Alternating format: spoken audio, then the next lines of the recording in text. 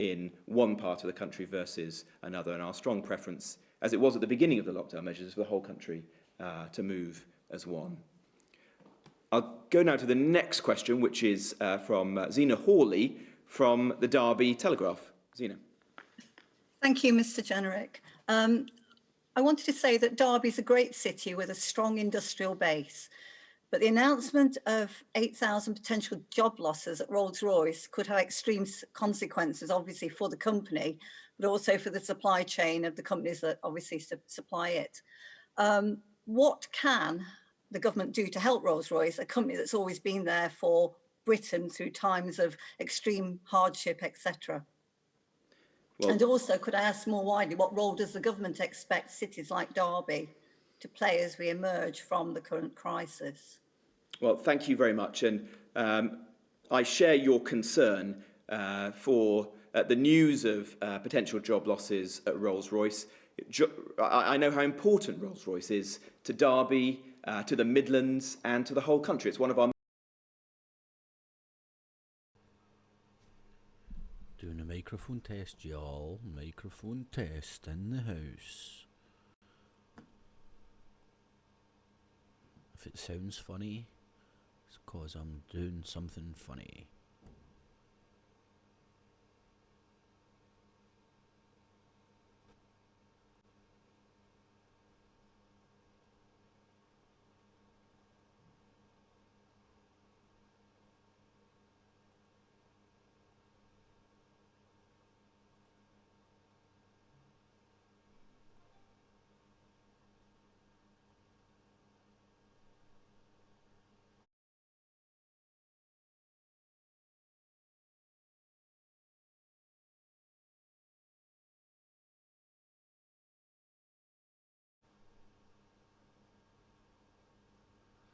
One for the money, two for the show.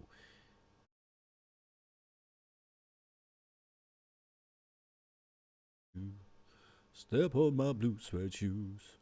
Well, you can do anything, but I blew my suede shoes.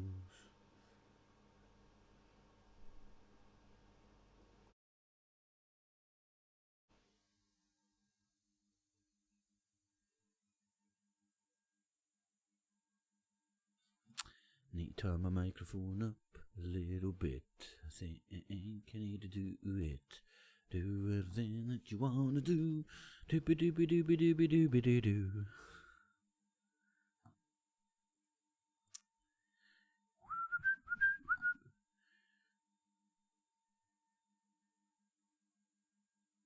Recording do do do do do do do do doopy doopy doopy doo doo.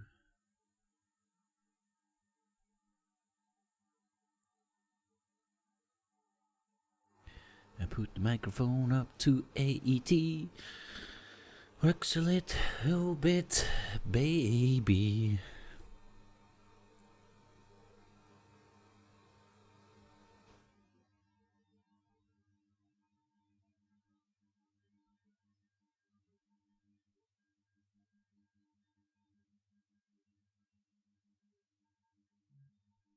Now we should be sounding a little better.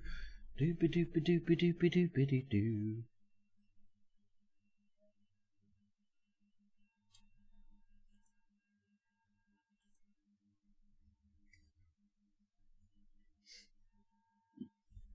Doopy doopy doopy doopy doopy doo doo.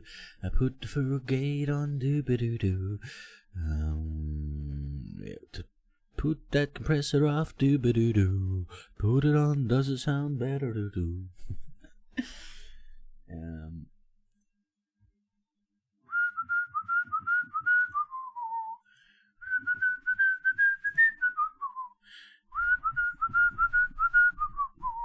Hey, what do I want? Don't I want a noise gate?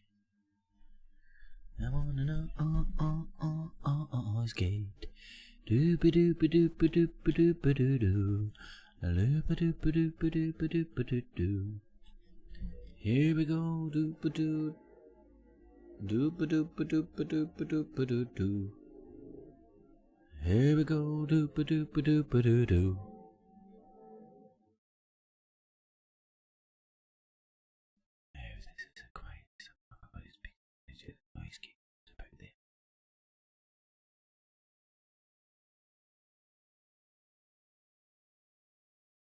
should be sounding a lot clearer. Doo-ba-doo-ba-doo-ba-doo-ba-da-ba-da-da.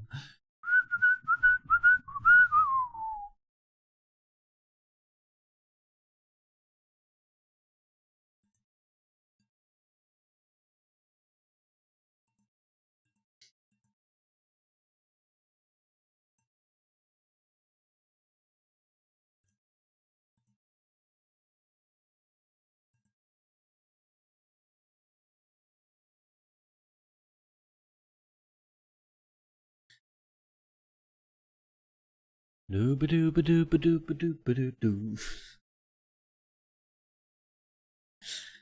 Alan, I don't know the theme tune to Banana Splits.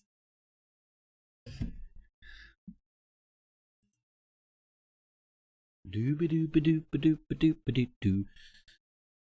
Right, now, put the compressor.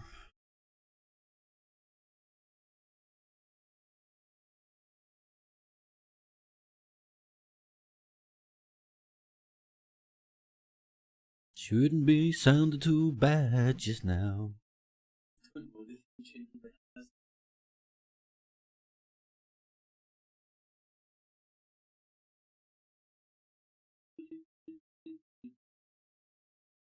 Hey, now, put the compressor.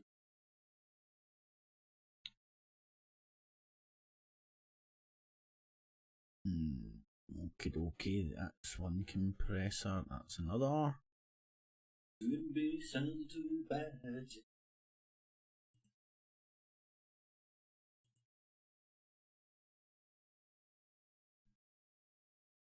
Now I need to try this compressor. Doo-ba-doo-ba-doo-ba-doo-ba-doo-ba-doo-doo. Looks very much like the...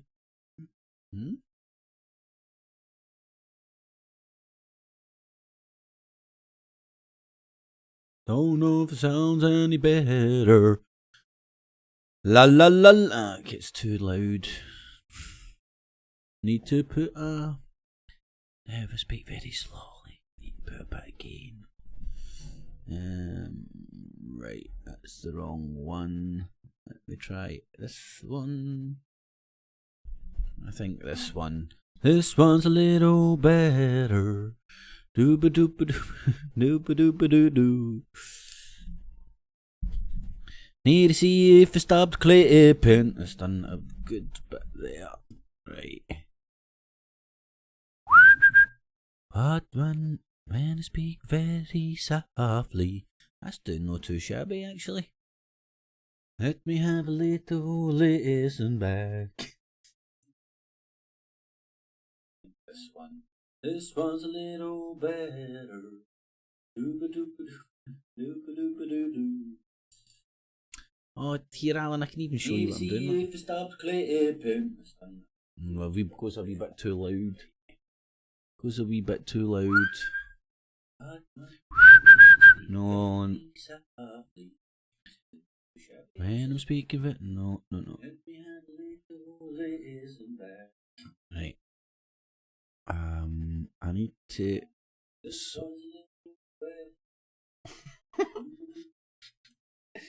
God, man, anybody listening to this just sounds like a madman talking to himself.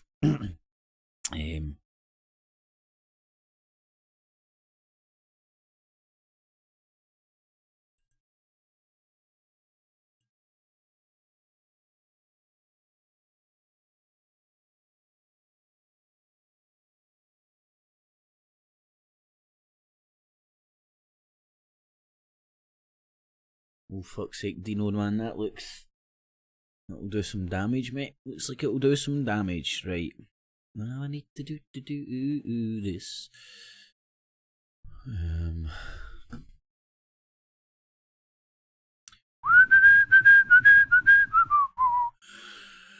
Doo-ba-doo-ba-doo-ba-doo-ba-doo-ba-doo. Right, I need to pull that down, I think.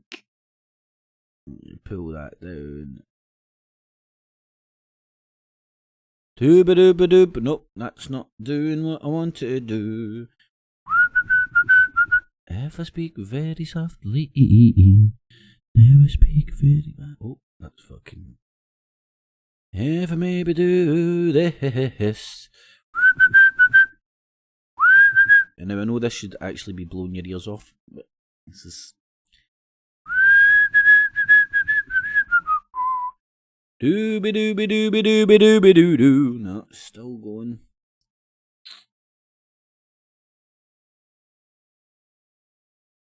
Maybe I pulled them out.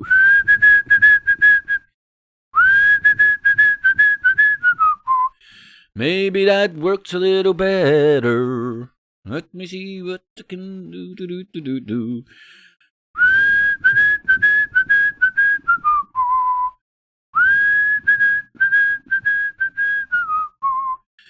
Dooba dooba dooba dooba dooba doo doo.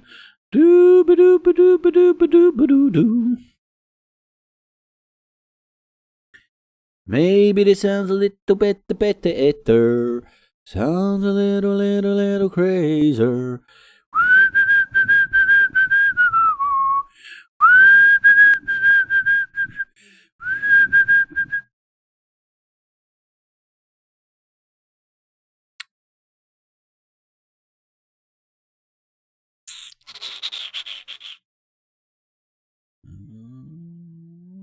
Right. Maybe we just leave it like this. Nope.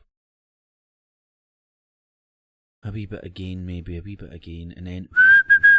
Oh, fuck. This is really doing. Oh, do you know what I'm going to do? I'm going to try the old-fashioned compressor. Let's see if that fucking does the damage. Does the damage. There we go, it's took it right off it. Now I need to speak a little slowly. And I need to work again. Right, okay, it's 0. Hold on. Maybe that now I'm speaking very, very softly. Still coming out okay. And the top bit shouldn't blow your ears off. Do-ba-do-ba-do-ba-do-ba-do-ba-do-ba-do.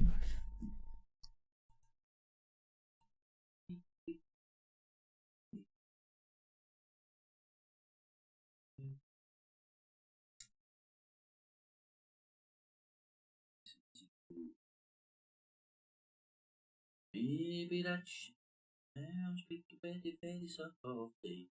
Still coming out okay. And the top bit shouldn't blow your ears off. Do-ba-do-ba-do-ba-do-ba-do-ba-do. There we go, man. A wee bit of trial and error. Got there in the end, eh? Got there in the end. To go onto the front line, and help in our hospitals and care homes at this time. Those nurses and midwives who have opted in will receive the salary and the pension that There's is not enough fear appropriate porn, Jesus, to to their get us off and of I'm this. also told that the student loan company have confirmed that student loans will continue regardless of whether the individual is learning or whether, as in this case, they've chosen to opt in and help us in the NHS. But we're all, I think, just massively grateful. Now I need to for do a those little people, for everything editing. that they're doing. Don't worry if on you the don't know front what's line. going on. This I is don't just know if Nikki, you want to say anything more just about stuff. the returners and Yes, those people who've been absolutely. volunteering? Thank you, Just Secretary of State. We'll stuff. just echo your thanks, first of all. We've seen an incredible number of not just our Editing students stuff, coming to new work intro at sub. a really challenging time across all the professions, but a huge number of staff New coming back, intro so people who've retired sub. or who've left the NHS thinking that they want to come back and work with us and support our patients. So I'm incredibly grateful to them. We hope that some of those people who've returned will want to stay with us as well. So we're looking now to create different ways of working so that those members of staff who've come back and joined us can stay working with us. And that could be different ways, so digitally, remotely, working with their local practices in the case of primary care. But we really you know do thank what's them up. and we really value the time that they've given us at a very challenging time. Great, thank you. Chris, is there a follow-up you'd like to ask? Just one last question. It seems like a long time ago now, but early March, the government announced in the budget, a lot of support for Yorkshire and Bradford, devolution and a huge amount of funding. Obviously, a lot has changed since then. A lot of this funding was seen as vital to help areas like Bradford regenerate. With all that's changed, can there be any guarantee that all these projects, this funding, devolution is still going to be there, or are places like Bradford back to the drawing board? Are we even proud to sound a little Well, thank you. That's a very important question to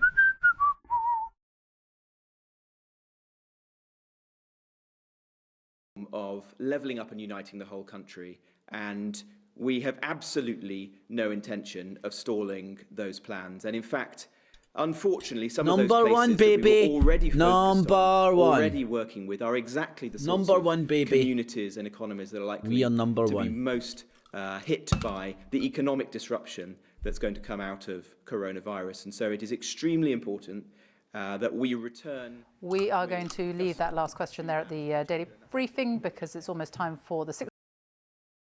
You get a chilly high, Dino. I know what you're talking about, mate. I've been eating a lot of bacon recently, and see, sometimes I get the meat sweats, man. I'm not even joking. Like, with the meat sweats on.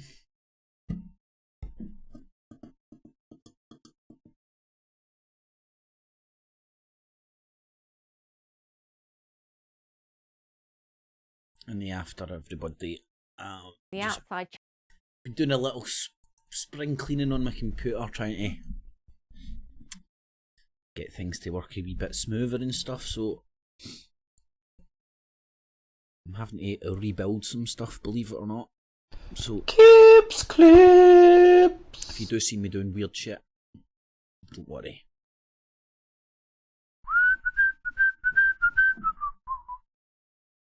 Alright.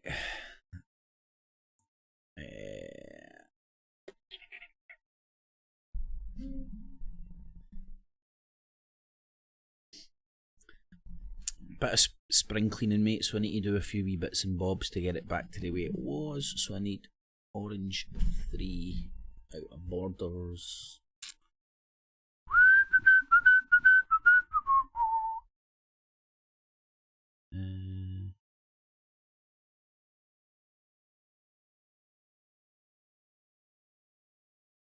There we go.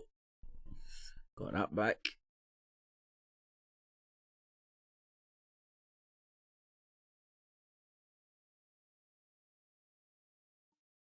Oh, interesting.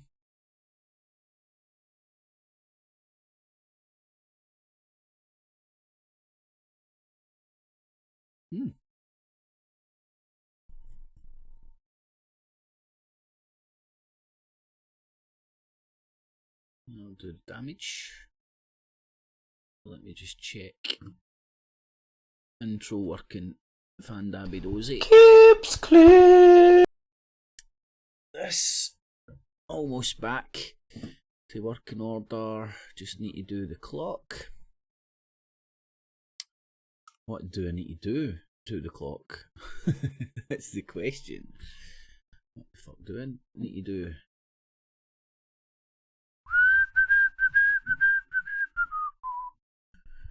Oh, now I know what I need to do. Interact with the screen. And okay that. And the clock comes back. Dooby dooby dooby dooby dooby doo. Now, let's see, is that all in full working order? If I don't get any of my faces, I'll need to get them all sorted. My laugh ain't working. Subbing Bell up ain't working. My busking's not working. Oh dear.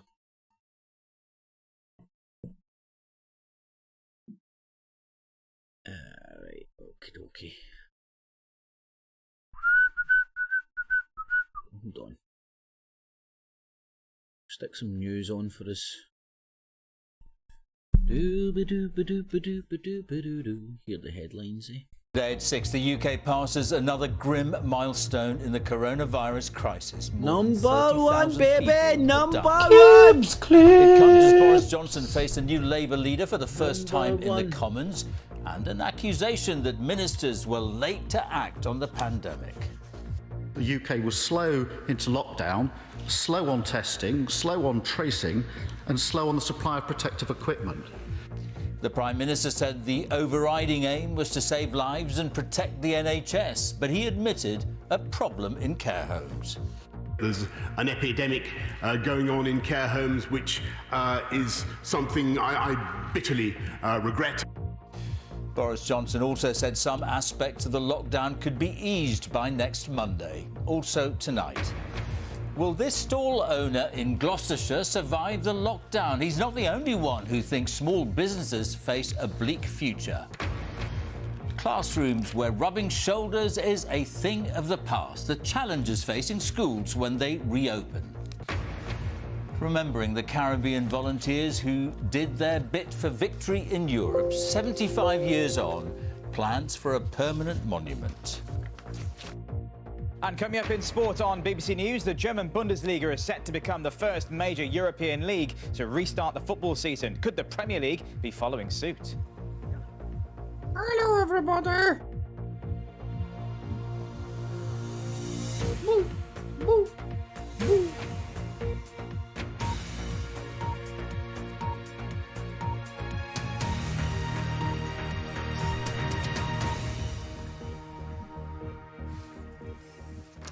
Hello and welcome to the BBC News at 6 on a day when the UK has crossed a grim milestone in this coronavirus crisis. More than 30,000 people have now died.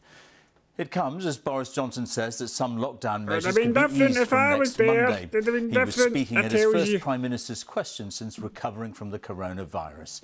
The new Labour leader, Sir Keir Starmer, accused ministers of being late to act at every stage of the pandemic and highlighted the plight of the elderly. Mr Johnson said he bitterly regretted what he called the epidemic in care homes. Now, the total number of deaths announced by the government is now 30,076. These are people who tested positive for coronavirus. That's 649 more deaths recorded in hospitals, care homes and in the community over the last 24 hours. Our first report tonight is from our political editor, Laura Koonsberg. Small clusters of commuters. Westminster quiet. Masked sometimes. But not lonely anymore. One new normal has begun.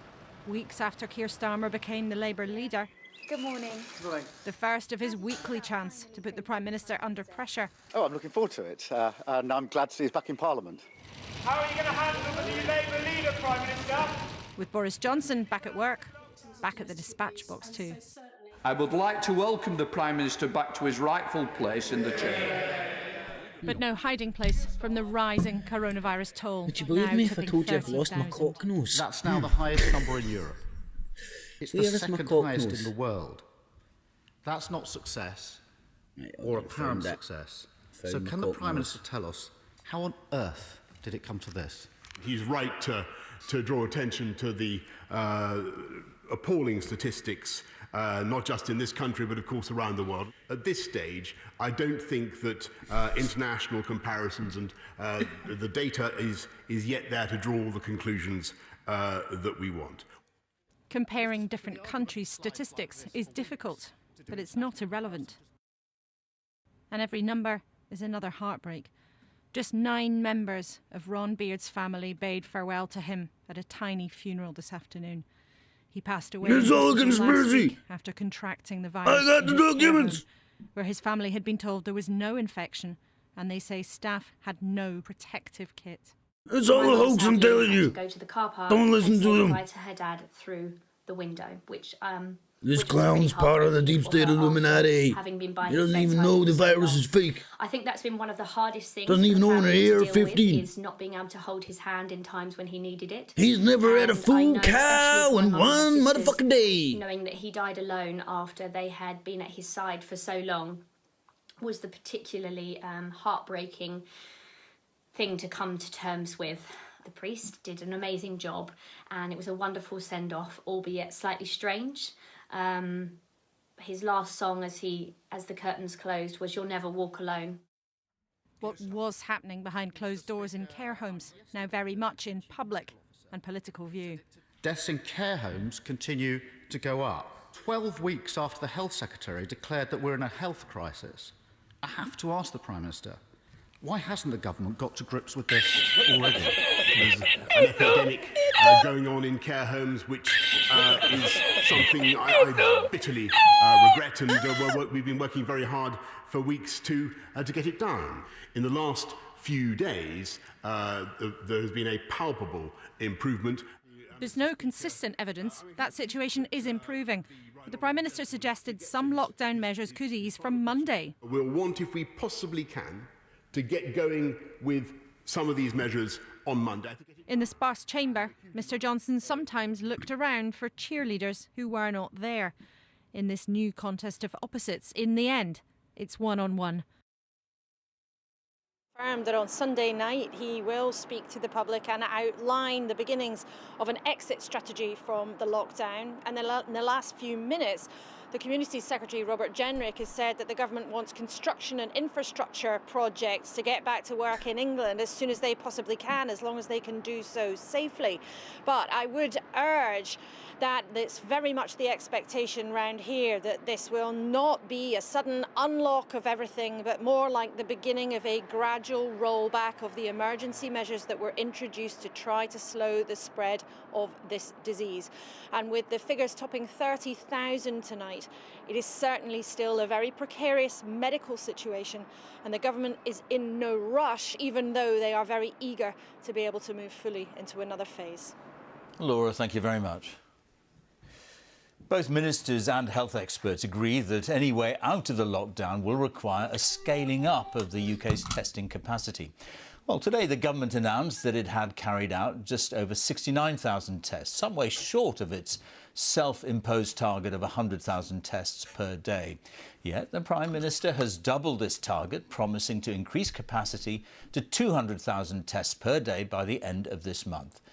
But as our health editor Hugh Pym reports, care home managers are still complaining about how difficult it is to get their residents tested.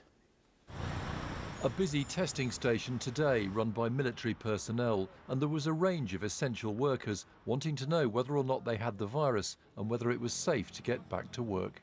I am a nanny. I had to make sure before I go back to work, I have 4 children to look after. I had to make sure that I am fine. I'm working in freight forwarding at the moment, so I'm still working. So it's important for me to obviously be safe for myself, family. I'm a teacher, primary teacher, and I've been feeling a bit up and down and a bit sort of concerned if I am now thinking of that we might go back to work.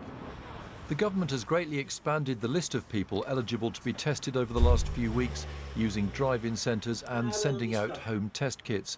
And there's been a big increase in laboratory capacity to analyse the swab samples. A week ago, just over 80,000 tests were provided, and the next day that figure went above the government's 100,000 a day target. Since the weekend, it's fallen back to below 70,000 yesterday. It's not clear why that happened. This is the entrance to Fairfield Residential Home. For care homes, it's vital to get residents tested if they have symptoms so they can be kept separate from others. But at this home, they've tried several times to order tests for those who are unwell and have had no response. I'm very angry and somewhat frustrated when I hear the ministers telling us that everybody in care homes can be tested. The government believes that the testing has happened. However, on the ground, it's such a big logistical proposal, people can't do it. And it's been argued there's no way for care staff to get fast-tracked through the online booking system. The government's made very clear announcements about the fact that health and care workers should have access. All health and care workers should have access to testing, and yet the system that it's built doesn't have that prioritisation inbuilt. Where's the strategy? Hospital leaders say even with the extra capacity, it's still difficult to get NHS staff tested quickly if they need it. There's not much point in having a test that takes up to 5 days to turn round if actually the individual member of staff is then spreading infection in the meantime. So we absolutely need to ensure that every member of staff who's showing symptoms can get a test quick enough, and that's not happening at the moment. The Department of Health said tests were now available to more than 25 million people, and there'd been a rapid increase in capacity, allowing tests for more workers who need them. Hugh Pym, BBC News. So the Prime Minister has said some lockdown measures could be eased from next Monday. The details are yet to come, but one thing is already clear. It will be a gradual process, with some sectors having to wait longer than others. Our political correspondent, Alex Forsyth, has been talking to businesses, residents and local traders in the Gloucestershire town of Moreton-in-Marsh. The market town of Moreton-in-Marsh is far from its bustling self. Life for many is largely on pause. It's been strange. It's been a bit tough. Dave's had a stall here for more than 30 years. He's managed to trade enough in recent weeks to tick over, but only just. I don't think it'll be as good as it was ever, but just got to be thankful for the trade we got now, really. In the Cotswold countryside, this town relies on tourism as well as local trade. Tea shops, cafes and pubs, nervous about the future if social distancing is here to stay. At this hair salon just off the high street, there's similar concern. The owner's trying to stay positive and plan for a possible reopening, but conscious you have to be close to cut hair. I'm not sure what the guidelines are going to be, and I don't think we'll be working at full capacity, which is obviously not good after being locked down. But until they turn around and tell us what it is, I can't get a plan of action going. Many businesses and families are wondering what comes next. The official review of the lockdown is tomorrow, but don't expect to hear much about government plans until Sunday. And increasingly, it's a question of how ministers balance concerns about the country's health with worries about its wealth and general well-being. Today, the Prime Minister signalled some measures might ease from Monday, but it's likely to be gradual. On the edge of town, Anna's two sons are keen to return to school, finding work here at home hard. I want to go back because I can see my mates. It's just stressful. Pressure's on, isn't it, a little bit now? I just find it hard to like sit down and start doing the work. It's just tricky. I wake up, go on a bike ride, come back, play on the Xbox, go to bed. Yeah. Say it like it is, Jamie. Yeah. Most in Moreton are simply finding ways to cope, staying upbeat. These neighbours meet every morning for some distant company. I live on my own, see, so it does break the day up. No end. Just outside town, the garden centre's tentatively begun trading because of essentials on sale. But the past few weeks have been tough. From thinking that we might actually lose the business, to coming through the other side, and we're now trading, and it looks as though, hopefully, fingers crossed, that we might survive. Here now they want clarity from government about long-term business support and to give customers confidence. I need a clear message one way or other of what's going to happen. The lockdown is an easy one to impose, and taking the handbrake off is difficult. How that happens will be decided far from here, but felt across this town, where many are trying to be optimistic, but feeling the personal and economic cost. Alex Forsyth, BBC News, Moreton-in-Marsh. So a tough time for businesses big and small, and of course the government has various schemes to help, among them the furlough scheme. Some 6.3 million employees have been furloughed, 80% of their previous salary now coming from the government. Our economics editor Faisal Islam is here. These schemes have been a lifesaver for many, but I imagine they can't go on forever, can they? There are just a series of difficult dilemmas for the government as we ease out of the lockdown. I thought it was really quite telling that the Prime Minister in the Commons referred to the economic disaster as being a second peak in the pandemic. And so that shows, I think it tells us that on Sunday it won't be radical change. It will immediately be a step-by-step change to the lockdown, maybe a plan for further on. You've also, in the practical application of lifting the lockdown, you've got tension between the unions and business who are worried about different interpretations of what a safe workplace is. And on that issue of the furlough scheme, you do have a dilemma for government. on the one hand, they want to say to employers, this thing is not going to be around forever, but they also want to say that any changes will be eased out. There won't be a cliff edge. I think on cost, on jobs, and of course on health, actually coming out of the lockdown could almost be more difficult than going into it. Faisal, thanks very much. Thank you. Some older people who become acutely ill with conditions other than coronavirus are now being treated at home rather than hospital. Doctors here have made the switch in some parts of the UK after seeing what happened abroad, where frail and vulnerable patients were sent to hospital only to die after being infected with coronavirus. Our health correspondent Sophie Hutchinson reports. So this lady I'm going to see was referred into the home treatment service yesterday. In the midst of the coronavirus emergency, doctors and nurses are taking to the road here. You have reached your destination. They call it their virtual hospital, delivering high-level medical care to frail older people in their own homes. They're keeping the vulnerable out of actual hospitals to shield them from COVID-19. Hi, I'm Helen, one of the nurses. They've come to check on Maureen Matthews. They treated her the day before we filmed, after her husband Roger called 999. I heard a crash upstairs and she was lying on the floor. Maureen Matthews has lung cancer, and the treatment she's received puts her at particular risk of COVID-19. I didn't want to go into hospital, and my doctor thought that was better as well. So, yeah, and to have this team of people coming in as well is great, I think. I've had marvellous treatment. I can't fault it. Margaret, her name's Helen, and she'll be coming in the next couple of hours, I'd have thought. Sheila O'Riordan set up this new service in East Kent in just 2 weeks, ahead of the UK's coronavirus peak. They now treat 85% of their patients at home. We all saw on the telly what was happening in other countries for frail older people, particularly we saw it in Italy and Spain, and we had an opportunity, because we were a little bit further behind, to think, how can we do this differently? This was our attempt to provide better services for our frail population. A quarter of people aged over 70 end up in hospital if they get COVID-19, according to research from Imperial College London, and of those, a high proportion need treatment in ICU. Providing hospital-grade care in people's homes is something that senior clinicians here have wanted to set up for many years. They never dreamt they could achieve it in just a couple of weeks. But hospital-at-home services like this, run by doctors, are rare in the UK, according to research from last year.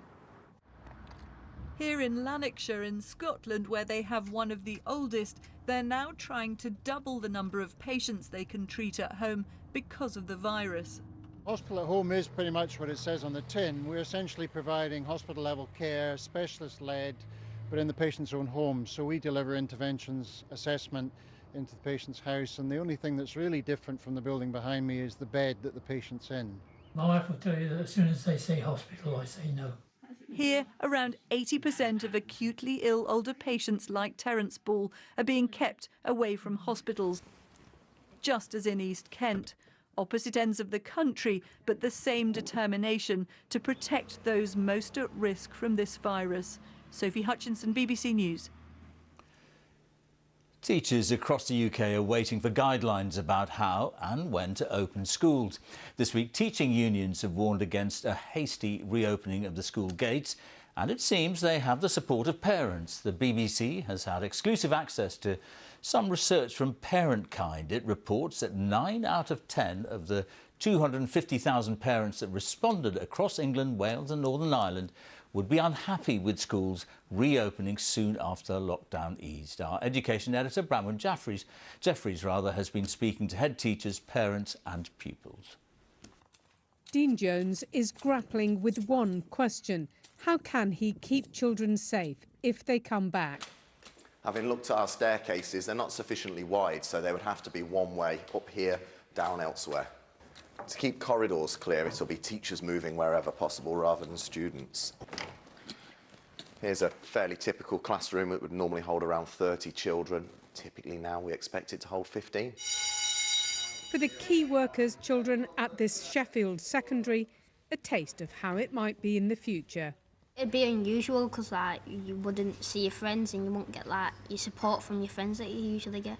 Do you think people are missing school? Yeah, because like it's that sense of like normality and going to school on a weekdays and like seeing your friends. Dean thinks they could manage just half the pupils. One-way corridors are a must, considering staggering the entry and exit times to lessons. We want to make sure that everyone in the Firth Park family feel that we've reached a point where it's going to be safe to come back. So, spaced out classes for a few, but still a lot of learning online and at home. Taylor is 11. Her mum wants to keep her home until the autumn. I feel that the government should perhaps think about ending this year now and restarting maybe in September when we know more facts. 6-year-old Marcus's mum agrees. If my child goes to school and is mixing with other children, other adults, then he could then come home and bring that into our home. And at the moment, our home is a safe place for him to be. This primary school has tried setting out one classroom. So this could be the new normal. Instead of children working together, sharing things around tables, each child at their own desk, working in isolation. But what about the youngest? With just Riley and Frankie, it proved hard. Usually children can roam free in reception. We have children from 2 through to 5 using these rooms here and explaining to a 2-year-old how they cannot come up to us and how they cannot be with their friends. That's going to be really, really difficult. If a child becomes upset, you're going to want to go and give them some comfort. If a child falls over and hurts themselves, again, you're going to want to help them out. That not being able to do that is going to be very, very challenging. Simple precautions go a long way, but what schools want is clear advice and plenty of warning. Bronwyn Jeffries, BBC News. Chancellor Angela Merkel has agreed to reopen all shops as part of a deal with the leaders of Germany's 16 states. At a stormy video conference, they agreed social distancing would continue for another month. Jenny Hill now joins me from Berlin. So, Jenny, what were the most important measures that you noticed? There were a lot of them, and I think most importantly, Germany is really taking significant steps back towards whatever passes for normality in a time of global pandemic. This country is in a good position. The infection rates have been steadily falling. There's hospital capacity to spare. But that's put Angela Merkel under pressure from the leaders of Germany's 16 states who desperately want to restart their local economies. At that meeting today, and we're told it was indeed very stormy, they agreed that they can open shops, restaurants, hotels, albeit with strict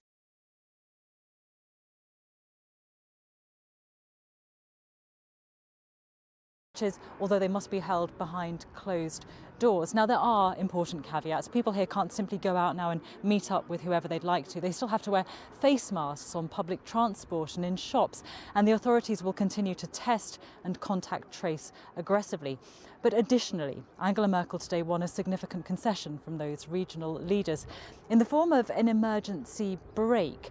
What that means is that should infections rise above a prescribed limit anywhere in this country, the local authorities will be required to immediately reimpose restrictions. You know, polls suggest that the majority of Germans have rather supported Angela Merkel's pretty cautious approach so far. Today she said that Germany had put the first phase of the pandemic behind it, but warned that a long battle with the virus still lies ahead. Jenny, thank you very much. The coronavirus lockdown has resulted in the fastest decline in carbon emissions ever recorded. That's because of the falling global demand for transport and energy. Now the government is being urged to ensure that progress in tackling climate change continues once the epidemic is over. Our chief environment correspondent, Justin Rowlatt, reports. And how about you, Lauren? I know you're working on Mark's announcement this morning. Yes, doing lots of announcement things. We're all getting used to new ways of working and socialising. Here's a little cheers. Cheers. Happy hen do. Even hen parties happen online in the age of coronavirus. This global lockdown has given us cleaner air and quieter streets, as well as the biggest cut in carbon emissions ever recorded. Since lockdown, Kelly Devine has been running her team from home. No more 3-hour car and train commute every day. I think we've all become experts at working from home. So, companies will now have more productive employees when they do work from home, and therefore you can enable them to do that more often. And when you do go to work, perhaps you'll choose not to drive. The mayors of London and Manchester today said they'd set more road space aside for cyclists to help us all get moving while maintaining social distancing. It is just the kind of initiative Boris Johnson's advisors on climate change are recommending. Today they urge that any attempt to kickstart the economy has to help us all move towards lower carbon lifestyles. We are going to have to re-examine our priorities across the whole of the economy, and the government will have to lead us through the recovery phase. Let's make sure that we think about the climate priorities as we do that. These are sensible steps that will make the economy more resilient in the future, and that's something we should be thinking about right now. He says we need to invest in making homes more energy efficient and decarbonising our transport and energy systems. But are we ready to change the way we live and work? Susan Mitchie advises the government on the psychology of behaviour change. When Wuhan happened, we all thought we could never do that. Well, what we've seen is we did do exactly that. The overwhelming majority adhered to very challenging advice, especially for people in crowded conditions, and have sustained it over many Jones. weeks. So he's the biggest snowflake, or smallest snowflake reporter in Britain. Left-wing, pro-gay. He is a gay rights fanatic. He is gay himself, of course, as you probably see. And this is you being arrested, James? Yeah, that was the arrest for the Sudbury incident back in January 2019. What is this we're looking at now? That was at the Free Tommy demo. Yeah. When was it? I think it was August, July. That was before you had your mind expanded. And I know what you mean. Don't worry, we've all been there, brother. Don't worry, we've all been there. Yeah, brilliant. All right, we've still got your other video when you were actually convicted for Anna as a Nazi. But do you just want to tell the ladies and gentlemen, James, roughly what you've been up to and what's happened to you? Yeah, so I started my political activism back in January 2018, and it all started with just uploading videos online to Facebook. They started to get a lot of interest. I was getting quite a high number of views on it, so I carried on doing what I was doing. And then I was contacted by Tracy Blackwell. She's one of 3 mothers who lost their children in January 2018 when 3 boys were deliberately mowed down and murdered. So I started to work very closely with Tracy, and we travelled up and down the country raising awareness as to what happened to Josh, Harry and George. As well as doing that, we were holding weekly demonstrations. We were countering stand-up to racism at almost every opportunity, storming into places like Facebook and trying to get in at the Sun. And then in December of 2018, we formed the Yellow Vests. We'd seen what was happening in France, and we wanted to stand with the French as well, because they were standing up to to a globalist government. So 34 of us went out and started blocking the bridges, some of the iconic bridges in London, Westminster, London Bridge, Tower Bridge. And then we extended that to Parliament as well. So we were protesting daily at Parliament.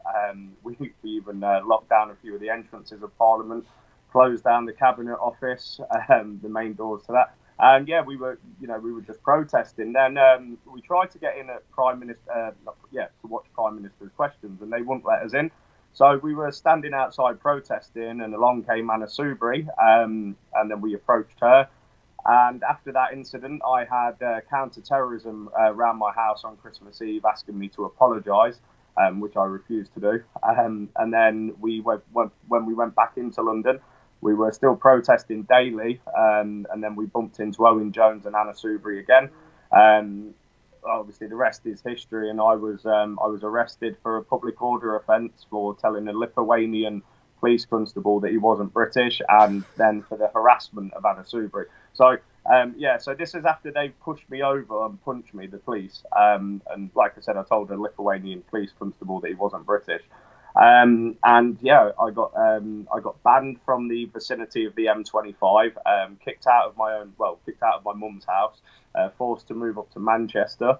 What else have they got involved in? They've got involved with my personal life in regards to my child. They're saying that I'm a far-right white supremacist and I pose a risk. They've really come after us. It's got a bit quieter since I've not been as active, but yeah, it's been horrendous. I'm on in regards to my trial, there was a lot of people kicking off because I took a deal. I pleaded guilty to a lesser charge. We got the judge, whose name is Lady Emma Arbuthnot. Her husband's a Tory life peer, and we got her to sign a contract stating that we'd if she signed the contract stating I wouldn't go to prison, then we'd take the lesser charge and plead guilty. So we did that, and I avoided going to prison, but I still got a suspended sentence, which runs out on July the 22nd, and 200 hours community service, as well as a 5-year ban from Parliament, court fines, compensation to Anna Soubry. But I've had it all, like unlawful arrests. I've been arrested for going to court, something which I had to do. And then it got a bit stranger in January when I got a letter in the post summoning me to Wimbledon Magistrates Court because I'm being prosecuted for allegedly calling a journalist that works for The Independent a scumbag. So you can say, yeah. So they're actually spending taxpayers' money on prosecuting me for allegedly calling a journalist a scumbag. Well, I can tell you right here, and I don't mind it, I'll call him a scumbag, because he is a scumbag, or she, because if they work for The Independent, that's exactly what they are. So I'll be in court with you, brother. But you know, folks, you just heard that story, and the guy rattled through it rather quickly. But you know, if you sit down and think that happened to you, this guy, he was arrested for going to court, although he was summoned to go to court, because I take it you were in the area that you shouldn't be in. But could you tell me, you said there Tracy, the woman, Tracy Blackwell, the 3 boys were mowed into by a car and murdered. Yeah. Was it the usual suspects that were driving the car? Yeah. So the driver was a Hindu and the passenger was Muslim. And I've seen the passenger's social media, which has got a lot of extremist Islamist content on. And I think there's at the start, there's a lot of people that are now they're saying, oh, well, we don't think this happened. And at the end of the day, 3 boys were mowed down. It was deliberate. Yeah. Like, if when people speak to Tracy, they took the impact out of the impact statement. They took the collision report out of the trial, which stated the driver never lost control of the vehicle. And that woman is fearless. She's been on the streets now for 2 years campaigning for justice. And since then, they've reduced the driver's sentence from 13 years to 10 years because of the impact that it had on the driver's family. And I'm very proud to say that I work very closely with Tracy. And she really is an inspirational woman that's been forced to do what she's doing. And I think if there's people on here, they should definitely go and have a look at her Facebook page. Yeah, Dave, that's tragic. I mean, I'm a father of several boys myself, and I can't imagine the pain and suffering, and to be compounded with people covering it up. And I know the state has covered it up and lied about it. Now we're getting to the stage where they're saying it didn't actually happen. It's like something at the Alex Jones show or something. It's really tragic. But I know. Look, I don't know why you never came and seen the Templars when you were doing all this a few years ago. We would have kept you right, brother. I can assure you, we're very experienced worldwide in these matters. But you're a young man. Young men sometimes got to go and row their own canoe for a while and see where they are. But we are here to help people. We're not here to help. Thanks, David. We're running a sort of telethon funder, folks, for this young man, because he's got a young family. He's lost everything. He's been harassed almost to the point of insanity, thrown in jail for doing. I mean, if you know Anna Soubry, she's like Nancy Pelosi. She's worse than Nancy Pelosi. Honestly, she's worse. She's a vile creature of a woman. And obviously, Jeremy Corbyn, who is twinned with Fidel Castro, because he was out saying, in Parliament, where the people are supposed to have access to democracy and justice and law, why are you doing this? Why are you trying to overturn the will of the people? This guy was jailed. Okay, suspended, but arrested, roughed up, thrown in jail, dragged through the courts, and then banned, a citizen of this country, banned from going to the place where his elected representative sits. This would make Stalin blush. It really would. A real different so this point guy, of view for you. I know we've been helping Jada France. I've got a lovely look, cardigan for you as well, Jim. People. This young guy is a normal young Englishman. And I know I'm always slagging the English off, yes. Desperate Dan Scottish. Desperate Dan Scottish. Get this guy on help, an Englishman. But it's serious, folk. It's really serious. Imagine if this happened to you and you were being harassed for years, not just a couple of months, for years. And you've lost your home. You've got children that are now under threat by the authorities. And I know James isn't a white supremacist. He wouldn't be on here if he was a white supremacist, I can assure you. And neither am I. But, God made us all different colours. I don't know why, but, it's best to keep it that way. But I'm not a white supremacist. I don't think I'm superior to anybody. It's nonsense. So the guy is struggling. He's in a tight spot. Simple as that. And he's in a tight spot because he had the courage and the cojones to get up off his backside and go and do something. Some folk might say, he's a bit stupid. Ill-advised, they could have done it this way better. Oh, really? People are always full of that baloney. The people who say that never go out and do anything. He went out and done it. Now, whether he'd done it right, wrong, and indifferent, I don't care. The Templars don't care. He'd done it. Therefore, he's worthy of our support. There was also the as well as the Sudbury convictions. I was leading a protest in Manchester in February of that year. Ended up in a bit of an exchange with a journalist, but I was convicted of assaulting the journalist for pushing his camera out of my face, and then I was given a restraining order against that journalist, right? But every protest that I'd organised since, he was turning up at the protest, even though he got a restraining order against me because he feared violence, and yet they're turning up. Like, once they've got you in the system, they continually play games with you, and that's all they do. They want to persecute people. They want to harass your family. And genuinely, I had journalists camped outside of my mum's house, going to my nan's house, and it was all blown out of proportion. I approached a politician. That's all it was. And then, obviously, the upcoming court case for calling the journalist a scumbag. I don't hold much hope for that, given what we've seen so far. But I am, that case is not guilty. I'm not taking any deal this time. You can't. It's terrible. It's terrible. We're just going to roll a wee bit of footage here. Remember, folks, Don, thanks very much. Don's threw in $7, much appreciated. And I can just say to you folks, I know it's lockdown, I know nobody's at work, I know it's very difficult, I know all of these things. Check out his but whatever your jaw, situation man. is, it ain't as difficult as his. Heavy Scott, jaw he's God got. Bless you, Scott. He's donated $12 to you, James.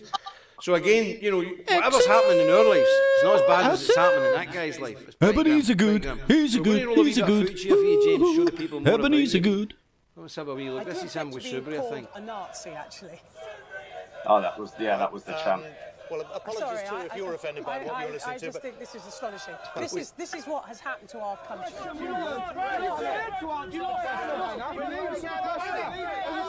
Well done. Do you know what I remember when you were blocking the bridges? I was watching the news saying, what's going on here? Who are these guys? All these bridges blocked and chaos and everybody going mad. But look at the treatment you got and look at the non-treatment Climate Rebellion got. They caused chaos all over Britain. And they were all arrested, took around the corner. There's also one of the other protesters with us as well. He was prosecuted as well, but they didn't arrest him. I think it was until March. It was the two of us that they targeted. But like I say, you used to see the Remainers outside there daily, and they'd be putting stickers on the backs of politicians, which is assault. Thanks, Scott. Where, how can you assault people? And they get away with it. They get away with so much. Well, I don't know if you know much about this. I don't like them. Generation Identity, don't like them at all. However, they had a conference a couple of years ago in Sevenoaks in Kent, and when they came out to the conference, they're all middle class, pencil neck kids. No harm to anybody. The Antifa attacked them, and of course some of them fought back because some of them were for Ireland. You don't attack Irish people because we can fight. And there was a couple of punches flung. I've seen more excitement at ladies' night at the Dowson. It was like, handbags at dawn, nothing serious, no weapons, no nothing. 3 of that Generation Identity people, including a lady, were jailed for between a year and 18 months. People of good record, college kids, 18 months. Not one of the aggressors, not one of Antifa was arrested. Folks, if you're in Canada, you're in Australia, you're in New Zealand, you're in America, you're in Ireland watching this, wake up. This is coming to you. Do not give up your guns. They do this to us because you don't have any guns. They don't try this in Northern Ireland because we have guns. Okay, they might not be legal, but there's a lot of guns and we have militias and we will fight them. But anywhere that you don't have a militia or legally held weapons, the government will do what they want to you and they will treat you like are worse than the Soviets treated their people. What's happened to this man is a disgrace. So again, folks, come on, let's show. This guy knows nothing about the Templars. Burton, thank you very much, Burton. What you were saying about the Scott, thank you for the $50. Brilliant. God bless you. Sorry, I'm just thanking some of these folk, but it's really good. It's really good, and you know it doesn't take a lot to make a difference. This fella doesn't really know the Templars, and a lot of people hate the Templars. A lot of people tell a lot of lies about the Templars, but you've just seen what we do on the street, on the ground. We're not LARPers. We're real people, and we help people. So I know our people don't know you, James, but I hope they've seen enough of you to know that you're a man of courage. You've been out in the street. You've done what you've done. The government's come after you. And I mean government. If you think this is, I'm sure you know it's not the police, James. This is government level. This is government. They're after you, Boyle. Oh, they're after you. There was quite a few things that happened. And just to go back to the point that you were saying about the generational identity, one of my friends was one of the people that got sent to prison. He's only recently come out. And the way that they treated him inside, it wasn't the best either. But yeah, it's like you say, if you are a right-wing activist, then you are going to be targeted by the state. You know, that's their whole game. Yeah. Their end game is to ultimately destroy you, to stop other people from speaking out. And this is why we have to stand up to the tyrannous government. And for me, I can only see very few people that would be able to lead something against the government. And that's what we should be pushing, because if Labour and the Tories stay in power, then the end game is going to be the same, where we are going to lose our country and we're going to lose Europe as a whole. Oh, Pat, I just seen Pat Rooney, one of your good guys in New Orleans. Thanks, Pat, young fellow. I appreciate it. God bless you. No, you're right, but that's the point. I mean, this is the problem. I mean, I think as people mature, I mean, I've been at this for 40 years. Greg, God bless you. Thank you very much. Very kind of you. You know, I've been in this game for a long time. I was first arrested at 9 for collecting money for the Northern Ireland situation. I think 9-year-old, yeah. But I come from a family who my father, my grandfather, my great-grandfather was interned in 1912 for helping the Ulster Volunteers. Delmar, God bless you. So I come from a tradition of that, so it's okay, and I come from a community where every generation, if you don't go to jail in Ulster, you're not a real dedicated patriot. So every generation, you know, my father, my grandfather, my great-grandfather, we've all been to jail. My wife's been to jail, pregnant, they put her in jail. So it's a wee bit easier for us, James. We're used to it, and we can take it. And the community support us. When we're in jail, our families don't have to buy a thing. Everybody provides everything for our families. Nobody will interfere with your wife, if you know what I mean. Everything's rock solid because we've been fighting for hundreds of years. But here's the thing. The problem is, in our country, we're first past the post in a two-party system. There is no way anybody's ever going to unseat Labour or Tory. UKIP tried it for, 20 years? They got 4 million votes and they managed one seat out of 650. One seat. The BNP got 1 million votes, a couple of European seats. But they did not manage to even dent the parliamentary system. In my opinion, we write about this, we have books on it.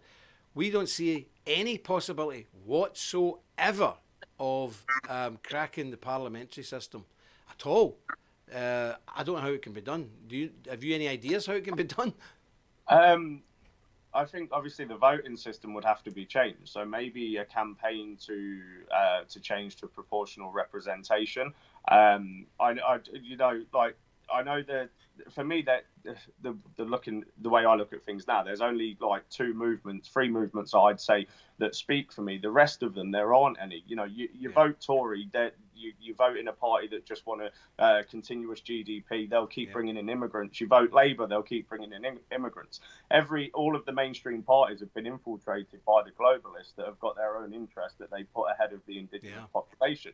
So the only 2 political movements that I can see that would gain support at the minute are for Britain, which would be obviously for the Civ Nats, and PA for the FNATs. And for me, like I said, I think the main issue going forward now is obviously you've got people that are concerned about immigration and the demographic replacement. You've also got people that are concerned about Islam.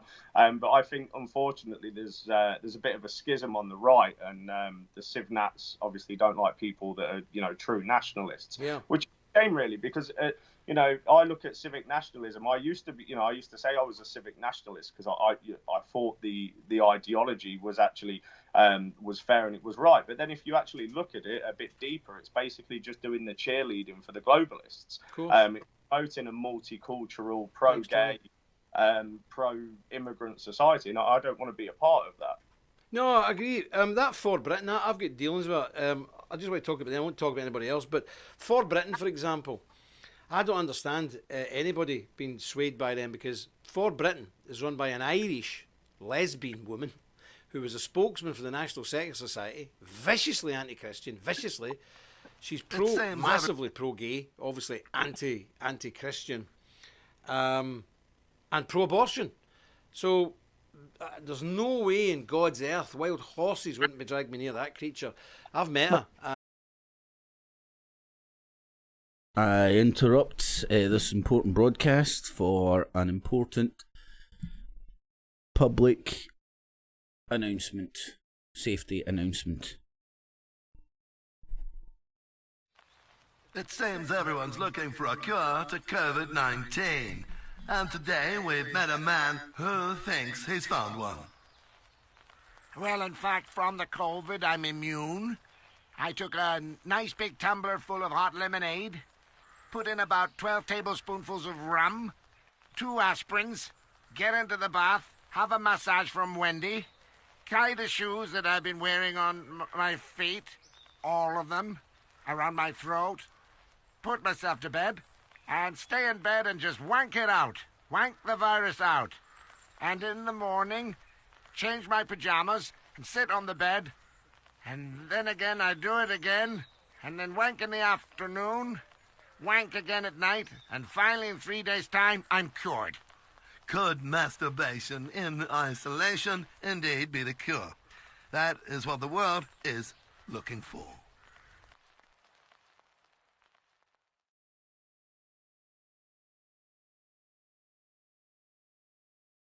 And that public service announcement was brought to you by the Union of British Fascists. And she's a piece of work, I can tell you. She is a piece of work. But, I mean, what's an Irish woman doing in British politics? What's an atheist, anti-Christian person saying they're going to speak up for a right-wing traditionalist party? But, you know, she has a civic nat. But I think it is a problem in this country. It's a big problem. I think it's lack of ideology. The Templars, we don't believe in ideology. We believe in theology, because men change ideology all the time. When I was your age, James, all the hardcore right-wing people were into Nietzsche, Friedrich Nietzsche, and neo-Nazism and all. I can't understand any British person being a Nazi. It's bizarre. My father fought the Nazis. But there was all that stuff going on. Then it changed now to people like, we call that absolute clown. Sargon of Akkad, he's an objectivism, which is a modern version of Nietzsche, the Superman thing and all that. And all I see is these people, they're online. They're basically all online, telling people they're going to take over the country. And it's not going to happen, because online, we had a party in Ireland who were a really strong-looking party online, young university guys, thousands of them online. When the election came, they couldn't even get 20 volunteers out to put posters up. And they got slaughtered at the polls. And I think trying to change the system to PR, there's no chance Jim of that. Dowson stealing my stick, the prick. People who are in power.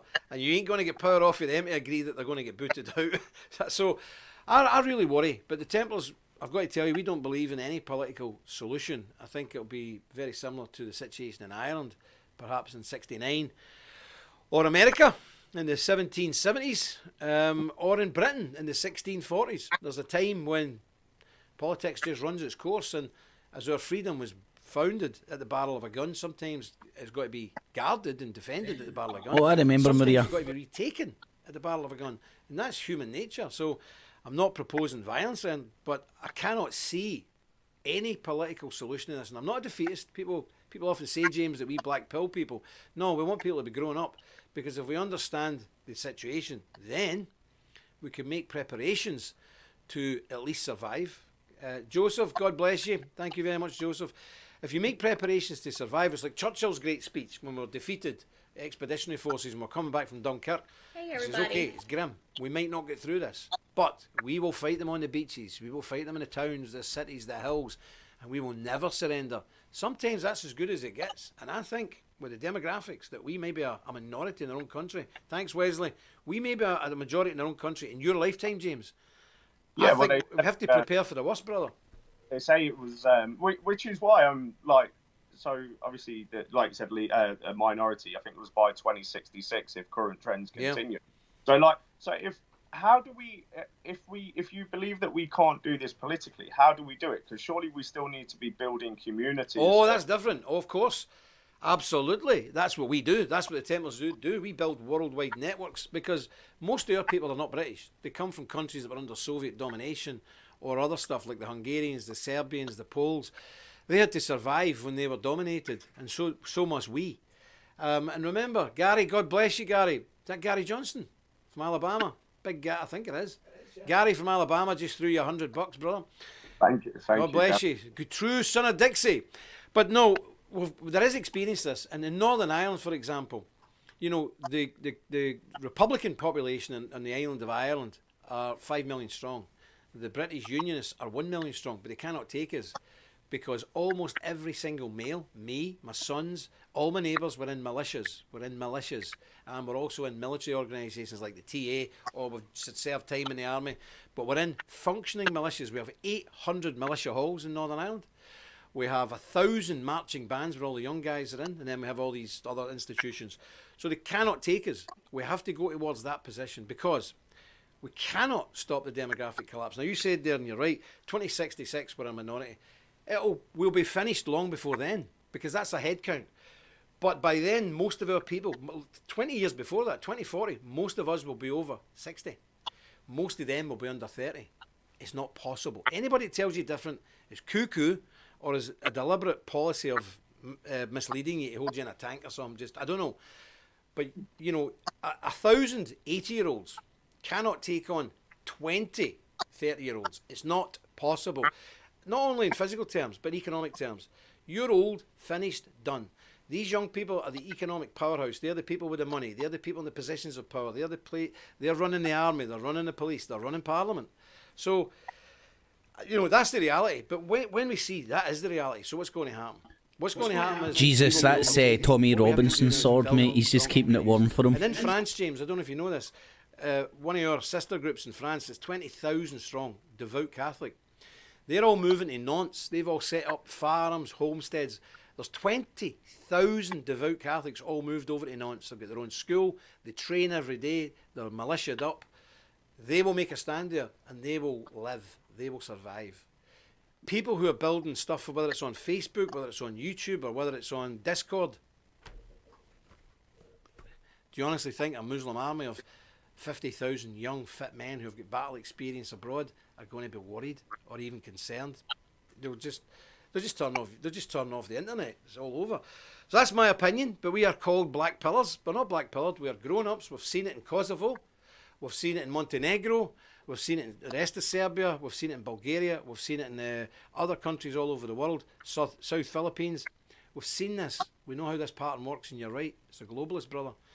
But they will have us. And unless we are so organised that to take us over, it's so painful, then they'll leave us alone. But until then, we're easy prey. So, you know, I want our people to encourage you, James. You're a young man. You've got a long life in front of you. And but the thing is, you're unique. You're unique. You're a unique human being. There's 60 million people in Britain. There's about 40 million of us, us, real people in Britain. How many guys are out in the street with you? How many guys do you go out in the street with you, James? Depends. I've got a good group of people around me up in Manchester where I am now. Good. So yeah, it depends what sort of activism we go out and do. But there should be thousands with you. There should be thousands with you. This is what I was going to ask you. Do you think it's in regards to the political situation? Do you think it's the fact that maybe the people of Britain, no matter how much you tell them, they just won't believe what we're saying, and it's almost like they're not. There's people in this country that aren't bothered about us becoming a minority. I see the solution for me. I would say would be repatriation. But do you think it's? Do you think we're simply in a minority of people? Oh no, I don't think. I mean, let's be honest about this. I don't think. Almost half the population votes for Labour. Absolute rank Marxists. That's a fact. They know who they are, they know what they are, and they vote for them. And then the other half of the population vote for the Tories, who are not much better. But that is the problem. We are in such a minority. Even the BNP was riding high. The highest vote they got, and it was European elections, so they could get away with it. People take a punt, as you know. They got 1 million votes. But normal, the 2010 election, I think they got something like 400,000 votes. No, we're not in a minority. We are in a minority of a minority of a fringe of a minority. Of course we are. And that's the way it is. But Britain, the people of Britain have never been through turmoil they've never been invaded for 1,000 years. If you come to Northern Ireland, we're a completely different breed of people. But yeah, Britain, they don't understand. They don't understand what's going to happen. They don't care. They've lost their faith. The key to this, in my opinion, is faith. If you bring Britain back to the true faith, which is Jesus Christ, crucified, buried, resurrected, and lives now in heaven, if you bring people back to that position, then it can change. What's the chances of everybody suddenly waking up tomorrow morning and being a Bible-bashing fundamentalist Christian? Not good. I mean, everything's possible with God, but I don't think we should. I personally don't waste any time in politics because, look, how many people in your family have fell out with you because of your politics? How many people in your street have fell out with you because of your politics? You know you're in a minority, brother, a very small one, like me. Luckily, my family, they've all stayed on board because they agree with what I say politically, even though my mum works for the NHS, but she's on board with what she's saying. And I think mum's a Catholic as well. You see, that's good. No, it's a tough gig, and as you travel through this, you'll see that very few people support us. But look, you don't need a lot of people because if you look at world history, you know, it's men that turn the world around. Alexander the Great, Churchill, Gandhi. It's individuals. You know, it's individuals that turn the world around. People follow brave men, but I don't mean brave men on keyboards. I mean brave men doing what you're doing on the street, being bundled into police vans, being thrown into jail. Men follow that, and I think the right-wing movement, which isn't a movement at all in Britain, to be honest with you, it's a farce, but they should have been far more supportive of you. People should have got behind you and pushed you, but it's full of petty egos, it's full of crackpots, it's full of government agents, it's full of hope not hate agents, it's full of reds, it's full of homosexuals. My goodness. Amy, God bless you. I don't envy your task. Oh, is he talking about Tommy Robinson? We don't have to agree with everything you do. He's talking about James Goddard's pals. He's walking the walk, not just talking the talk. We'll back you. Doesn't matter who you are. We will back you. And that's the way it is. And we back people in 30, 40 countries. That sounds a wee bit homosexual there, Jimmy boy. A lot of people are good. Some people turn out not so good. But we don't know that. We don't do have you a crystal fancy ball. Desperate Dan, If a man's Jim? got the courage to do what you're doing, we are proud to be associated with you. Very happy to have you on here. And I hope our people watching this get behind this young fella and show them that there are men, because a lot of your men, James, are a wee bit older than you, maybe even a wee bit older than me. It was pretty difficult. But they're experienced men. Most of your people are military men or seasoned campaigners. So guys and ladies that are out there, come on, let's show this young guy what the Templars are do for young people that show courage, because he, not you, he is the next generation. Give Desperate Dan a We'll all be talking blowjob. our clogs off. Don't say Oh, we will. Death comes to us all. But don't worry about it. I'll be going to heaven with the Lord, so I don't care. But you are the future generation, so we must look after you. We must nurture you. We must guide you. We must try and help you whenever we can. So that's what we try to do. Oh, no, wait a minute. I need to say a few of these things. Like the video. Click subscribe. Press the bell. Comment below. And share. And just quickly, James, let me show you this, James. I've got to show you this as well. Where is it? In fact, I'm going to show you two things, James. Oh, there's the flag. Wait a minute. We've got a new flag, James. Was he going to show him James blazing his bobby? This is our battle flag, not to be used unless there's a war. So it might be sooner, we think. But anyway, there's our flag. Do you like that? Yeah, I like. I've had a picture, not with that flag. It was with one of my friends. She's got a Templars flag in her garden. Oh, very good, excellent. It's a wonder she's not been arrested, brother. But she knows. Sorry.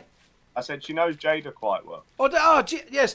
Ladies and gentlemen, I mean, this chap here, James Goddard, is a very good friend of Jada. You all know Jada. We've helped Jada. She's in the chat. She's in the chat. Well, how you doing, Jada? Big shout out to Jada. How you doing? This, James, is one of our swords. It's a real sword. It's not an ornament. It's not hanging on a mantelpiece. It's a real sword. It's got the seal on that side, another one on that side. And it says on it, engraved into it, non nobis domini, non nobis sed nomini tadi gloriam. Basically, not unto us the glory, but unto you, Lord, all the glory. Because we are Christian fighters. We don't do a lot on the internet, but our people have been in hotspots, still are.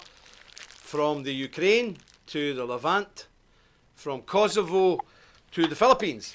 We actually go and do stuff because a lot of your guys are ex-military and they've got skills. But we also do humanitarian stuff, James, because in a war zone, you have to get the water back on, the sewage systems back on, the electricity system back on, or be babies and that start dying. So a lot of the work we do is humanitarian, but even the BBC attack is on that. The attack is on that. We go and build a well in Kosovo. The BBC's gone after me, saying we're supplying guns to... You don't have to take guns to the Balkans, believe me. But that's what we've done. We went and built wells and gave farmers bulletproof vests so the Muslims couldn't shoot them from the hills. And that's what happened. It's, you know, they said, no, yous are criminals. Unbelievable.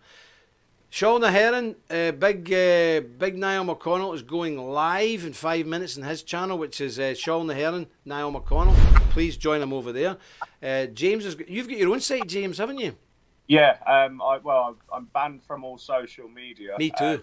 They said that my words could provoke real-world violence. So that's right. I forgot to say that. Yes, James Goddard. Remember I was telling you a few weeks ago, folks, my face and my name are banned worldwide. And I said there's only a few other people who've actually had this wonderful privilege bestowed upon us by Mark Zuckerberg. James is one of them. So there's James, me, Jada, a few other folk. He's so banned that he's live on YouTube. Even if you take a birthday picture with me and put it on your Facebook, it's gone. But I tell you... My God, I've spoke about Jim Dowson lots of times and put it on Facebook, nothing's happened. He's right-wing crazy nut bars like Andris Breivik and stuff that gets you. I mean, like, this isn't like a conspiracy theory. There's lots of stuff to point that the EDL and Jim Dowson and the Knights Templar were collaborating with Andris Breivik, who was a Fruit Loop and killed over 60 people. Well done, Jim. Well done, Jim. Hey, what, James? I'll tell you what's funny about that. Some of these red lefty sites, they were putting stuff up slagging me. They lost their sites. One of them was 100,000 strong, gone, because they kept putting stuff up at me. Lost the site, Facebook took them down. Brilliant. But anyway, folks, I'm going to wind up here in a wee minute, but why did that sword? Oh, aye, if anybody's wanting a sword, I think our brother can throw the link up there. They're going wild. I don't know what's happened. I don't know if he's been out robbing banks or selling kidneys. I have no idea what's going on in the States and in Australia, Canada, but people are buying swords like crazy. So the good news is the chap in Spain, Martin, has told me to tell you that he is absolutely over the moon. He's overjoyed, and he sends God's blessing. I know that you know that he knows that I know that you say. To all the Knights Templar people and supporters for buying the swords and allowing him to open up his forge and get some more men into work. He really appreciates that because the families have been locked up for months. Finances were very low. Things were getting very tight. The orders you're putting in are employing good, skilled tradesmen. And remember, if you lose that forge, that's it. There is no... Can you imagine it? For the first time in 1,200 years, no real actual forge in Toledo. Ludicrous. So he says, thank yous all, God bless yous, and I'm going to try and get him on the show one day. Doesn't speak very good English. Probably better than mine, James, but there we go. So if you need a sword, get it there. The family Bibles, you can still get them, but I think there's one, two, I don't know. But there's not many, so if you want them in the part payments, get them. James, is there anything else you would like to say to our people or highlight? Well, yeah, thank you for the generosity tonight. Also, thank you to yourself for having me on.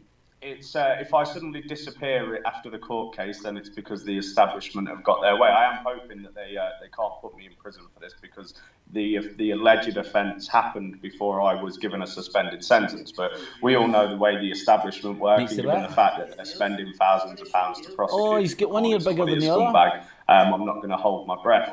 If you'd like to keep his big brother obviously pulled that his right ear when he was younger. You type in James Goddard. James. Yeah, I don't know. I am really grateful. James Goddard, part-time teapot. To the Knights Templar. Well, if you do get to jail, James, we have a prisoner policy. We hold events, dinner dances and soirees for prisoners, political prisoners all over the world. We had a huge one recently in Hungary. I couldn't go because I'm banned from Hungary for being a threat to national security. I think it was Griffin there actually that got me, but anyway. We do these events, so if you do get to jail, have no fear. We do step in. We don't have a lot of money, but we will try and send something to your family. Make no mistake about that, because we're not jokers or pretenders. And you'll speak to many people who say they're right wing and they're all for you and you're the greatest thing since sliced bread. See, the minute you get to jail, nobody will be sending money to your wife's house. I can tell you that, but we will. And that you've heard it here on the Templar Report. That's what we do. We will make sure that your wife has at least got some money coming in, and we'll try and look after your family as best we can. And that's what we do. That's it. That's what being a Templar's all about, and that's what being a Christian's all about. So James, God bless you. Got all James's YouTube channels now in the chat, so we're going to check him out there. God bless you. I think we'll be seeing more of you in the future, and I can see how you've changed and evolved over the last few years, which is excellent. I think you'll continue to change and evolve. But please look into the Templars, look into deeper into Christianity, because that's the real key. And I'm sure God will guide you on your journey. And don't be afraid. You are a leader now, whether you like it or not. You're a recognised leader. So you now, young guys, you're a lot younger than you now, are looking at you, James Goddard, to see how you behave, to see how you take the pressure, and to see how you respond. So you're in that position. Whether you planned it that way or you didn't, that's the position you're in. So be careful what you do, be brave, be courageous. Because remember, James, the Bible says this: the wicked flee when no man pursueth, but the righteous are as bold as lions. So I wish God would give you a righteous heart and give you a boldness that would frighten the very police for even laying a hand on you. That's my prayers for you and the prayers of the Templars. And feel free, James, to come back on any time. Keep us up to date. Let us know what's going on. And we'll be very glad to have you on. Yeah, well, thank you. I'll let you definitely know what happens with the court case. It has been delayed because of COVID-19. So once I find out, I'll be letting people know. Will you do that, and then make sure, if you get to jail, we will do what we can for your family. Don't be worrying about that, okay? All right, thank you. James, God bless you, and good evening. All the best. Bye. Okay, folks, you heard it there. Very courageous young man, been put through the ringer. I mean, what a carry-on he's had. Unbelievable. And he has really moved position. He used to be away over here, and he's gradually came over to the Christian side, to the more ethno-central nationalist side, and he's still on a journey. So we've got to support people like that. Do we agree with 100% of what he believes? No, of course we don't. Spider, God bless you. Good man. But he's a young man. He's on a journey. We're all on a journey. We're all on a big journey. So we have to encourage guys who at least have the courage to go on the street. And that's important. And if they've got stuff to learn, how are they going to learn it if we don't try and teach them? Do you understand? So support this guy. I mean, really, support him. You've supported Jada magnificently. God bless each and every one of you. And now you're supporting this guy. Isn't it wonderful to be a Templar? Isn't it wonderful that we are in a position that we can support some of the best fighting men and women in the world? And there's a few American people we're going to start looking at shortly. And there's a man who's been hideously persecuted in Hungary. So over the next few months, we're going to introduce you to a lot of the people that we work with, some we don't, and who are being driven into the ground by the state because they have the guts to stand up. God bless these people. It's wonderful. And that's what it's all about. Well, listen, that's all from me. I've gave you a quick run on the sword. So Brilliant Martin is over the moon with the swords. Like the video, click subscribe, press the bell, comment below, and share. So if you're going to get a sword, get one. If you're going to get one of these family Bibles, please do so very, very quickly. And to everybody who has bought one, I say to you on behalf of the Templars, God bless you, God be with you, and this will be a rich blessing to your family. You now have a family heirloom to pass down through the midst of time and the generations, and that will be there when me and you, my friend, are long gone. So that's all for me today. Might have another guest on tomorrow, we'll see. But until then, stick close to God. You won't go far wrong. Do as vault. The threat is real, and we are on the front line. In a world of misinformation and attacks from the left and mainstream media, censorship, deplatforming, it is time to call out the fake news and bring you the truth. We are the Knights Templar. Visit our website and join today. We are the Resistance. Deus Vult.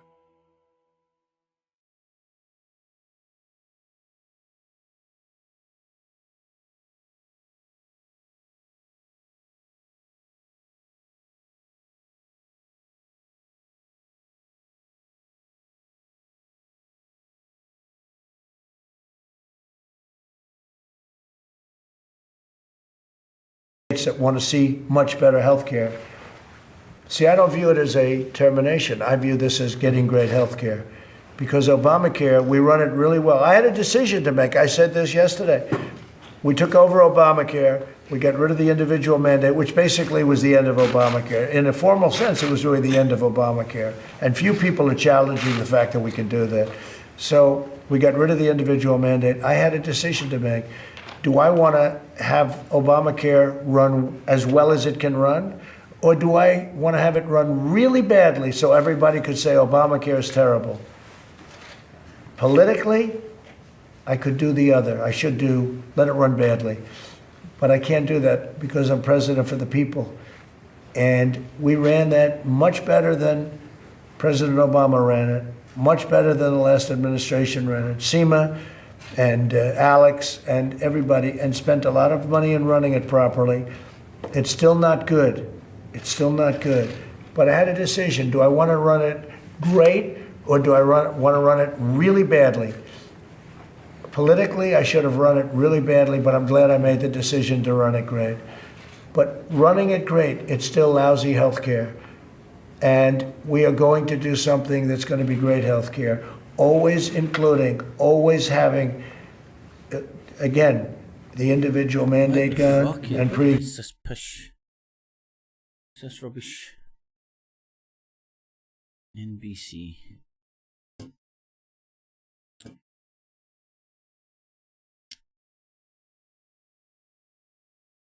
I don't know about this night, just for a bit of light chit chat. Now the reason it's not because I think the BBC tells the truth, it's because I know the BBC's copyright free and you can stick it on and you're all good and it might be good. 100,000 a day target. Since the weekend, it's and that's how guy seems like Brian Gerrish. 70,000 yesterday. It's not clear why that happened. This is the entrance to Fairfield Residential Home. For care homes, it's vital to get residents tested if they have symptoms so they can be kept separate from others. But at this home, they've tried several times to order tests for those who are unwell and have had no response. I'm very angry and somewhat frustrated. It's people that work in care homes, nurseries, and they're not even... Did you ever see that video of the woman? I think she was Glaswegian or Scottish anyway, and she was a care worker and she was going in for an old woman to get shopping. She got knocked back. She didn't have a uniform. And it's been argued there's no way for care staff to get fast-tracked through the online booking system. The government's made very clear announcements about oh my the fact God, that look at that. Workers should it's have like Rodney for all fucking health and care workers fools and should horses. have access to testing, and yet the system that it's built doesn't have the prioritisation inbuilt. Where's the strategy? Hospital leaders say even with the extra capacity, it's still difficult to get NHS staff tested quickly if they need it. There's not much point in he genuinely could go in Lord of the Rings and play an elf. No him, the other guy. He's more of an ogre. Wait till Hugh Pym or something. He's a huge pimp, I think. Can get a test quick enough. Oh, show Hugh Pym again. The Department of Health said tests were now available to more than 25 million people, and there'd been a rapid increase in capacity, allowing tests for more workers who need them. We're number one, baby. Focus on that. Number one. Germany has been ahead of the pack with dealing with coronavirus. We are ahead. Trying to navigate the way out of lockdown. The German Chancellor has reached an agreement with regional leaders on relaxing restrictions. Social distancing will stay until June, and face coverings must be worn in shops and on public transport. And professional football that will resume later this month. This was the German Chancellor a little earlier. We are now at a point where we can say that we have achieved the aim of slowing the spread of the virus and protecting our health system from being overwhelmed. And we could do this because citizens have lived their lives responsibly throughout this virus. They have committed to the restrictions, thereby saving the lives of others. Well, a little while ago, I spoke to our correspondent Jenny Hill, who fleshed out more of the details of today's announcement. This country is in a good position. The infection rates have been steadily falling. There's hospital capacity to spare. But that's put Angela Merkel under pressure from the leaders of Germany's 16 states who desperately want to restart their local economies. But they're At that getting the meeting today, and we're football back. told it That's the was most important indeed thing. very stormy, they agreed that they can open shops, restaurants, hotels, albeit with strict social distancing measures, Getting the and that football. Germany's professional football league, the Bundesliga, can resume matches, although That's they why must I be think the held Pentagon behind put those closed UFO things doors. out Now, as there if they were are UFOs. important caveats. People here can't simply go out now and meet men up with have not whoever got they'd no like to. to. They still have to wear face masks on public transport and in shops, and the authorities will continue to test and contact trace aggressively. But additionally, Angela Merkel today won a significant concession from those regional leaders in the form of an emergency break. What that means is that should infections rise above a prescribed limit anywhere in this country, the local authorities will be required to immediately reimpose restrictions. You know, polls suggest that the majority of Germans have rather supported Angela Merkel's pretty cautious approach so far. Today she said that Germany had put the first phase of the pandemic behind it, but warned that a long battle with the virus still lies ahead. That was Jenny Hill in Berlin for us. Now, in the last hour, President Trump has backtracked in part on his administration's announcement that the country's coronavirus task force was to be disbanded. The president told reporters he hadn't realised how popular the task force was until he publicly spoke about winding it down. Have a listen to this. That we could wind it down sooner, but I had no idea how popular the task force is until actually yesterday. When I started talking about winding it down, I'd get calls from very respected people saying, I think it would be better to keep it going. It's done such a good job. It's a respected task force. It's, I knew it myself. I didn't know whether or not it was appreciated by the public, but it is appreciated by the public. I mean, you look at the job we've done on everything, on supplies, on everything. That was the president in the last little while. It comes that Secretary of State Mike Pompeo has said again that there was mounting evidence the virus originated from a Wuhan lab. Now, the US Secretary again returning to that claim we've heard before. Let's speak to Joel Rubin, a former Assistant Secretary of State in the Obama administration. He's now a Democrat political advisor. Joel, welcome here to the programme. Let's start, first of all, with what we heard from Mike Pompeo, again returning to these claims that it came from a Wuhan laboratory. Your take on what we keep hearing from the Trump administration? Well, clearly the Trump administration is trying to deflect, and today it's a very grim day. We need to also talk about how between the United States and the United Kingdom, 100,000 civilians have died. Today is the date where we mark that from COVID, and instead of taking it seriously here at home, the Trump administration is trying to blame others, blame China for its failure to prepare. And it's also critical to remember that throughout January and February, the Trump administration was praising China, saying that China was transparent, sending protective equipment to China, not getting access to the labs in China. Now, all of a sudden, it needs a new villain to blame, and so it's trying to work its way out. Hey, Blazin, you want to take some questions? Now, we were just playing what the president has been saying about shout out everybody if you want 24 hours. They were talking about ago. They were talking about winding it down. What was your gut reaction when you heard about the thought of winding this unit down in the middle of a pandemic? Well, I didn't know whether to laugh or to cry, quite frankly, because the way the president has been mismanaging this task force and the whole response, you kind of wonder at a certain point whether or not it's doing enough good for the American people. But clearly, the response was one that said, we are still taking this seriously as Americans. But President Trump also, I think he rebuked, in a way, Vice President Pence, who may have gotten off message and said, well, we're winding it down now, we're ready to go back to normal. And the president doesn't want it to be seen that he's not taking good care of the coronavirus and taking it seriously. And that's an off message for him. So he wants to at least appear like he's still taking it seriously. But I have no doubt that they've been clamping down on science and on preventing the task force members from speaking to Congress. That's very dangerous. So I'm not quite sure what kind of task force we'll have going forward to protect America. I mean, the president would argue he's in tune with public opinion in terms of getting back to work, jobs, all that concern. But how dangerous do you think these moments are with that big push that is going on in the United States, with the president, of course, at the forefront of it, to get the economy back up and running and states reopening? Well, he's really out of tune, actually. Poll after poll show the overwhelming majority of Americans want to stay in place until we have a clear, safe way out. I serve on a local government in Maryland. We are consistently engaging the federal government, the county government, trying to make sure that we have a plan.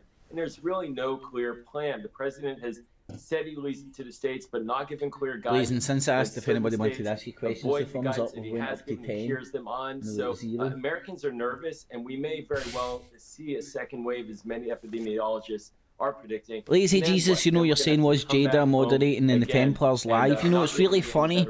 How many weeks ago was it I was calling Jada out and James Goddard out as being disciples of Jim Dowson? And since then, they've both turned up on the Templar report. There were handshakes too when he arrived there. Coincidence? In Arizona. Where do you think that leaves the basic I think messaging not. to the American people?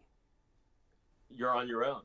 And, you're on your own, America. Basically, he's telling the American people, Trump sucks, America. And it clearly implies that he doesn't. That's why I hate politics, you know. That his own administration A politician, somebody shits a gold bar. A politician's the only one that can tell you that. It's just covered in it's got a wee bit of shit on it. And telling Americans that. You know what I mean? They're like, whoa, you just shout out a gold bar, man. Remember, doesn't mean I got only a shit a little on more it. than 2 months ago, he was saying Top of the OC, the wee bit of shit. We have it under control. Not the big goldy shiny nugget. Now we have 100,000 dead between the United States maybe Trump does shout out gold bar. Maybe it looks like somebody shout out a fucking watery gold bar on his head. Don't worry about it. It'll disappear again. His credibility is shot on this, and he's demonstrating an act of very bad modeling for how to keep us safe here in the country. Just a final thought, because a week or so ago there was all that internal polling being reported within the White House that was saying it wasn't going well to see the president making the utterances he did on detergent and all the rest of it. I'm defending Donald Trump. And now we see these moves around the coronavirus task force. I just want a final thought to ask you. Does it feel as if, in a sense, the federal government has given up in its efforts, given that the president only yesterday was talking about and acknowledging there will be large numbers of deaths going forward? Please, and prepare yourself. Your face might be on camera for 2 seconds. Calm down. Right now that is denying science. I've got my sword. Buy my sword. Ooh. But you know what, by the way, this is a Templar's sword. All go back to work. When our numbers of death or a Swiss Army knife, whatever way you want to look at it. Is peak rates. But I'm secret. Come on, buy my sword. So he's very much out. I've also got a Templar marker. Eventually, he came around to realizing that this was a crisis that he had to take seriously. And my fear is that we're again going to have a wave of massive infection rates and deaths. And it's did you show us your steak hammer? To go back it's a euphemism for your dick. Model of let's say you're on your own, and then I'll come in and say I had nothing to do with the problem that you now are experiencing. Joel Rubin, we have run out of time, but thanks so much for your time joining us. It's all right, the camera's off, fucking shy bastard. Now we're going to take a break in a short while. One more story to bring you, though, first of all, because these street artists here in the UK, Banksy has been prolific during the lockdown, adding a face mask to his parody of a girl with a pearl earring, for example. Yeah, we should do it every fucking 10 minutes, man. You can keep blazing a workout. Well, overnight, he's turned his attention to the NHS to show his appreciation. He's created a new picture and showing it at the University Hospital Southampton. Here's our arts editor, Will Gompert. Could this be a rare sighting of the elusive street artist Banksy? Undercover, making a special delivery to University Hospital Southampton. Wow. It's certainly his handiwork. It was hung late last night and unveiled this morning. It depicts a young boy kneeling down wearing dungarees and a white t-shirt. A waste paper basket in front of him. I don't know, it's a nice drawing, do you know what I mean? But I don't see why it's particularly much better than a lot of other drawings. I hate the pretentiousness of art, man. With a flying cape and arm pointing forwards, like Superman. She is on a mission. The idea of the hospital's management and Banksy although, do you know my best? Do you know what I like hearing about Banksy for? Everything they are doing. It reminds me about a story. There was a guy, I'm assuming it's a guy, only guys would have done this, and he went round his local area and see all the potholes. He called himself Wanky, and he all the potholes he drew a big cock and balls in it, you know, like a comedy dick, with spray paint through all the potholes, and they were getting filled in. And obviously all our patients, and we've he started up a Facebook page called Waxy, and he was taking pictures of all the he's really captured the brilliant idea, behind and the council way was that the seeing country this, is and a lot of people were recognising supporting it because they were sick Certainly of the since we've been potholes. talking about it this morning, You know, mate, I thought it was a recognise there's an him, idea for people sick of potholes. Go and join in with Wanksy. That was a brilliant idea. To recognise the NHS. The plan is for the painting to stay here until after the lockdown, at which point it will be sold off at auction with the proceeds going to the NHS. On which Here, I want to ask her, is Tommy Robinson going to walk by that and ask if that's essential? £1 million, maybe even more. Did you see him walk if by there's a there? shredder inside. He can't hug babies anymore, so he's resorted back to the tricks in Bring you a few 1990. more stories Walking actually in up to terms his of coronavirus police around the speed world. camera Because vans in and going, Russia, "What you doing President here, Putin has governor? laid What out you his doing here?" plans to begin easing the lockdown across the country. Because he had fucking, because he can live stream again. Houses for walks in the Like a first kid days. in, like a kid at Christmas again. Plan. It comes as 10,000 new infections from COVID-19 were confirmed in one day, making it the fourth day in a row where those infection numbers has risen above 10,000. Spain's Prime Minister has implored his country's parliament not to lift the state of emergency there. He says doing so would be a big mistake. The Prime Minister wants it to be extended for another 15 days beyond this weekend. Just reminding me that opposition politicians have accused the government of distorting the facts.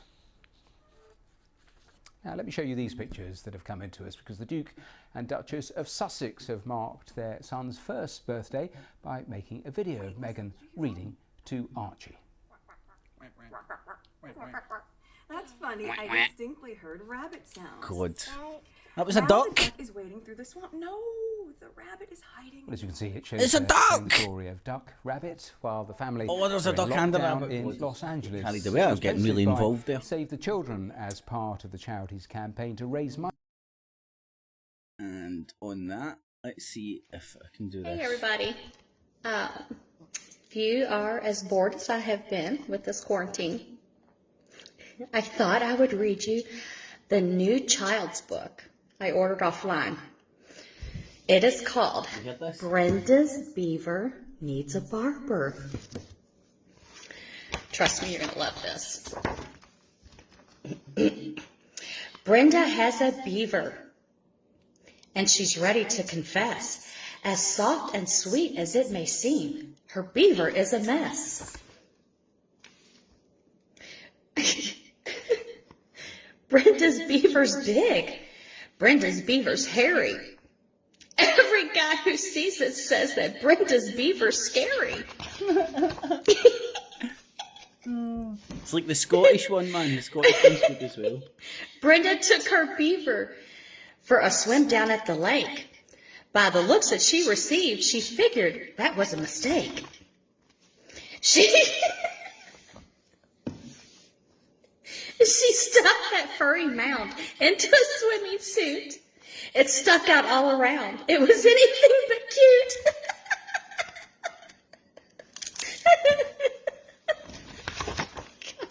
This is great. Some who saw it laughed. Others were just stunned.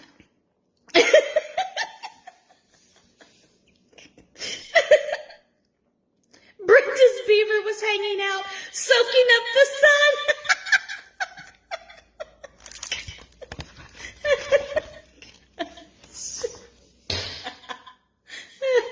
Her friends could not believe her. They said, "We need to talk."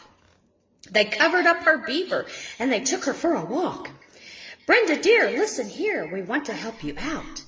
Your beaver needs a makeover. It needs it now."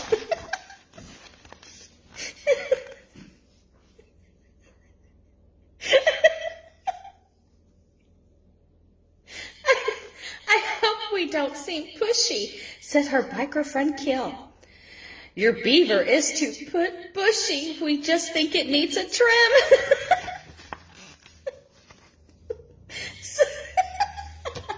Subliminal paedophilic Savannah. messages in a book. Shut up and say it. She's fucking pissing herself laughing, man. Savannah pulled her beaver back to show off what she had done. Hers had a nice long landing patch. It looked like it'd be fun. Oh my god.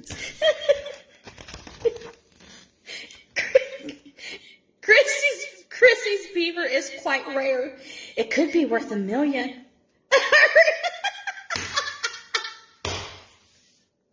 Hers is bare. It has no hair. Her beaver must be a Brazilian.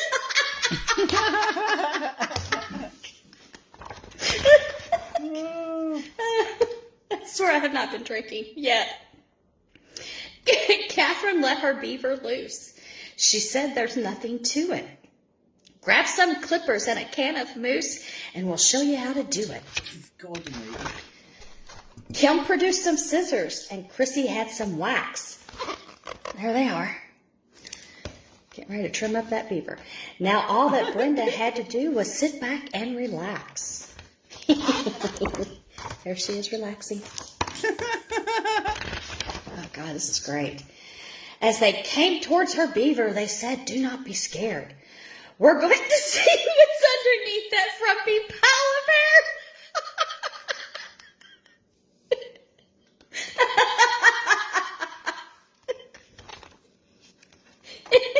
It ended in just minutes. They did not leave her much. When Brenda's friends were finished, she said her beaver blushed.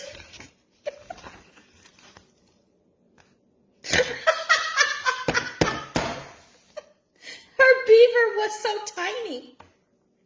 They could not believe their eyes. It was smooth and it was shiny. It was hard to recognize.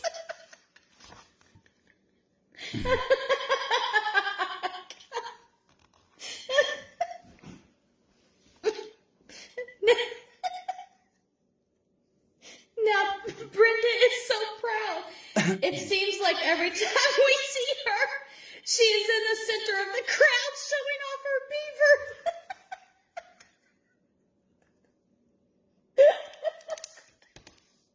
The end. The end.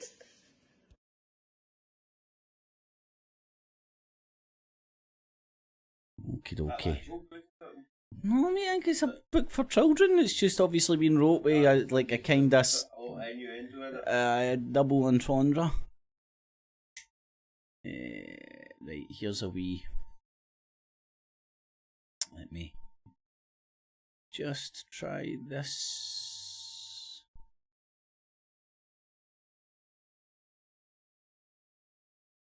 God, will this be alright? Is this okay?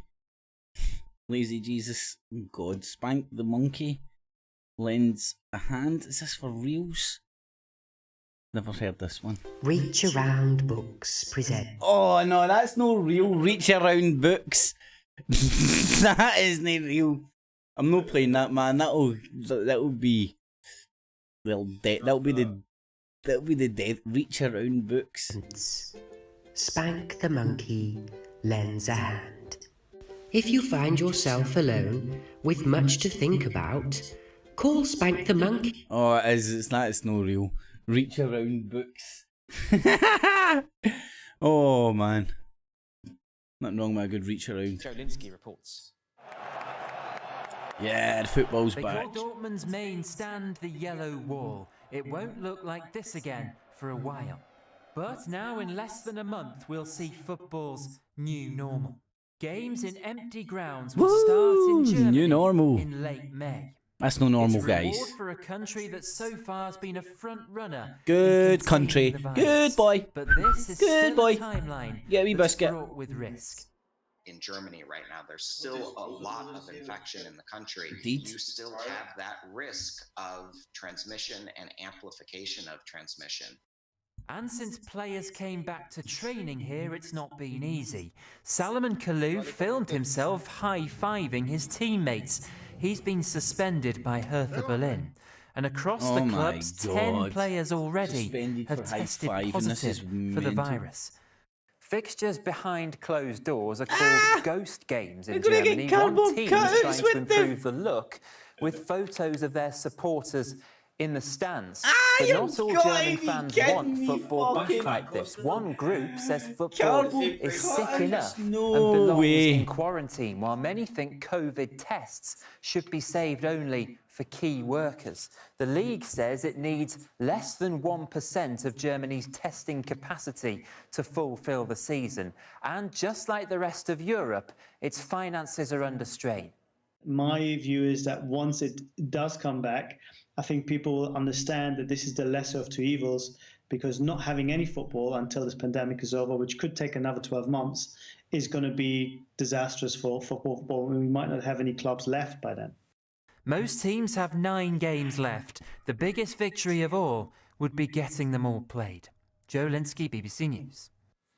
So German football then set to resume later this month, but will the Premier League be following suit? According to the League Managers Association Chief Executive Richard Bevan, the English top flight might be cancelled if clubs do not agree to play in neutral venues. The league has been suspended since the 13th of March too because of the coronavirus pandemic, but a vote is set to take place on Monday on proposals for a return to football behind closed doors in June. The proposal, though, needs 14 out of the 20 clubs to vote in favour for it to be adopted. Brighton are one of the clubs not in favour of using neutral venues because it may affect the integrity of the competition. Now, wearing protective masks during ring walks and a ban on using spit buckets could be the conditions for a return for boxing in the UK, according to the British Boxing Board of Control. The sport is gearing up for a behind-closed-doors return in the UK in July after being shut down in most countries across the world as a result of the pandemic. The next major fight scheduled to take place in the UK is Dillian Whyte's bout with Alexander Povetkin for the WBC interim heavyweight title at Manchester Arena on the 4th of July. Referees and trainers in the fighters' corners will also be required to wear protective masks. There are no social distance. Organisers of the Epsom Derby and Oaks are hoping to hold the classic races behind closed doors also on the 4th of July. Jockey Club Racecourses, the track's owner, has submitted an application to Epsom and Ewell Borough Council, also asking for all Saturdays in July and August to be approved for flexibility. Racing in Britain is suspended indefinitely because of the coronavirus pandemic, and any resumption would depend on Racing didn't government stop approval. in some places. It's still going in Hong Kong. And it's still MCC going in members won't receive Australia, I think. refunds for subscriptions Aye. this year, despite the chance of seeing cricket at Lord's being increasingly remote. All cricket has been suspended until at least the 1st of July, with the new 100 tournament delayed until next year. The 18,000 members have been told their annual fees were the bedrock of the club's finances. Lord's was due to host England's test matches with the West Indies and Pakistan, and a day-night one-day game with Australia. Well, this stream has held And that is all the together a sport lot from us for better. now. Gavin, thanks very much. Thank you. Now, the coronavirus lockdown has resulted in the fastest decline in carbon emissions ever recorded. That's because of the This falling makes global me demand think it's for a transport and energy. Green Now, Party the government is socialist being urged takeover. to ensure that progress in tackling climate change continues once Pigs- the epidemic pigs will be is starving. actually over. The chief environment correspondent for the BBC, Justin Rowlatt, has this report. And how about you, Lauren? I know you're working on Mark's announcement this morning. Yes, doing lots of announcement things. We're all getting used to new ways of working and socialising. Here's a little cheers. Cheers. Happy hen do. Even hen parties happen online in the age of coronavirus. This global lockdown has given us cleaner air and quieter streets, as well as the biggest cut in carbon emissions ever recorded. Since lockdown, Kelly Devine has been running her team from home. No more 3-hour car and train commute every day. I think we've all become experts at working from home. So, companies will now have more productive employees when they do work from home, and therefore you can enable them to do that more often. And when you do go to work, perhaps you'll choose not to drive. The mayors of London and Manchester today said they'd set more road space aside for cyclists to help us all get moving while maintaining social distancing. It is just the kind of initiative Boris Johnson's advisors on climate change are recommending. Today they urge that any attempt to kickstart the economy has to help us all move towards lower carbon lifestyles.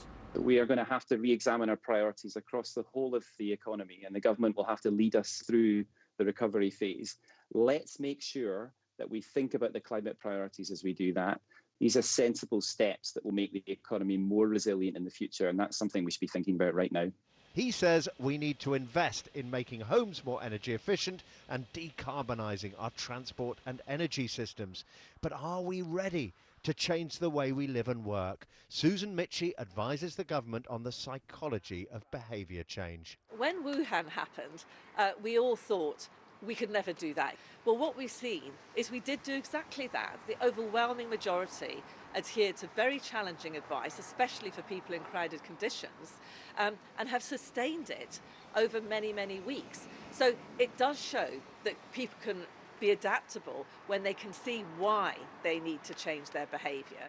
Lockdown has given us a glimpse Hey, of thank a God that's cleaner, him away. greener world. But we do need to get the economy going again. The challenge will be doing that in a way that locks in some of the low-carbon habits we have all been learning. Everyone do this! Everyone do this to the camera! Justin Rowlatt, BBC News. Yeah, look, I'm at a hen party. Let's pick up on some of those issues raised by Justin and take a look at Costa Rica in Central America. It's been praised by Sir David Attenborough for taking a lead in the fight to tackle climate change. So has coronavirus blown that strategy off course, given the impact it's having on economies around the world? Well, a short time ago, I spoke with the president of Costa Rica and asked him about the challenge of continuing his ambitious climate strategy. It's a complex scenario, but not an impossible one. And we need to keep moving in that direction. Actually, as it was mentioned in the previous pieces you showed to your audience, it's actually an opportunity, a possibility for changes of behavior, for new businesses to grow, more sustainable businesses. And coronavirus, even though it's a threat to health around the world, also has proven how resilient we are as a global society in order to change the way we behave. And that somehow gives me hope. The coronavirus, similar to climate change, are both global threats. But coronavirus is more, let's say, evident, given the deaths and all what's going on. Let me ask you about the practicalities, though, because tourism, so important to Costa Rica, such a key sector, that gives you so much financial clout to do all the things you want to do on the environment, given the restrictions now on travel, on tourism, and that is likely to last months into the future. Doesn't that pose a risk to all those things that you want to actually do? It does, but the thing here is we need to move forward in the right direction. For example, we're launching an initiative globally on tourism because what it's required is to have the accurate protocols throughout the world for flight travel, for hotels and for restaurants, for example, to make tourism possible once again and to make it... Right.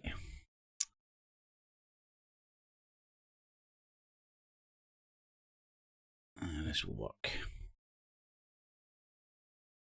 Yeah, you get that.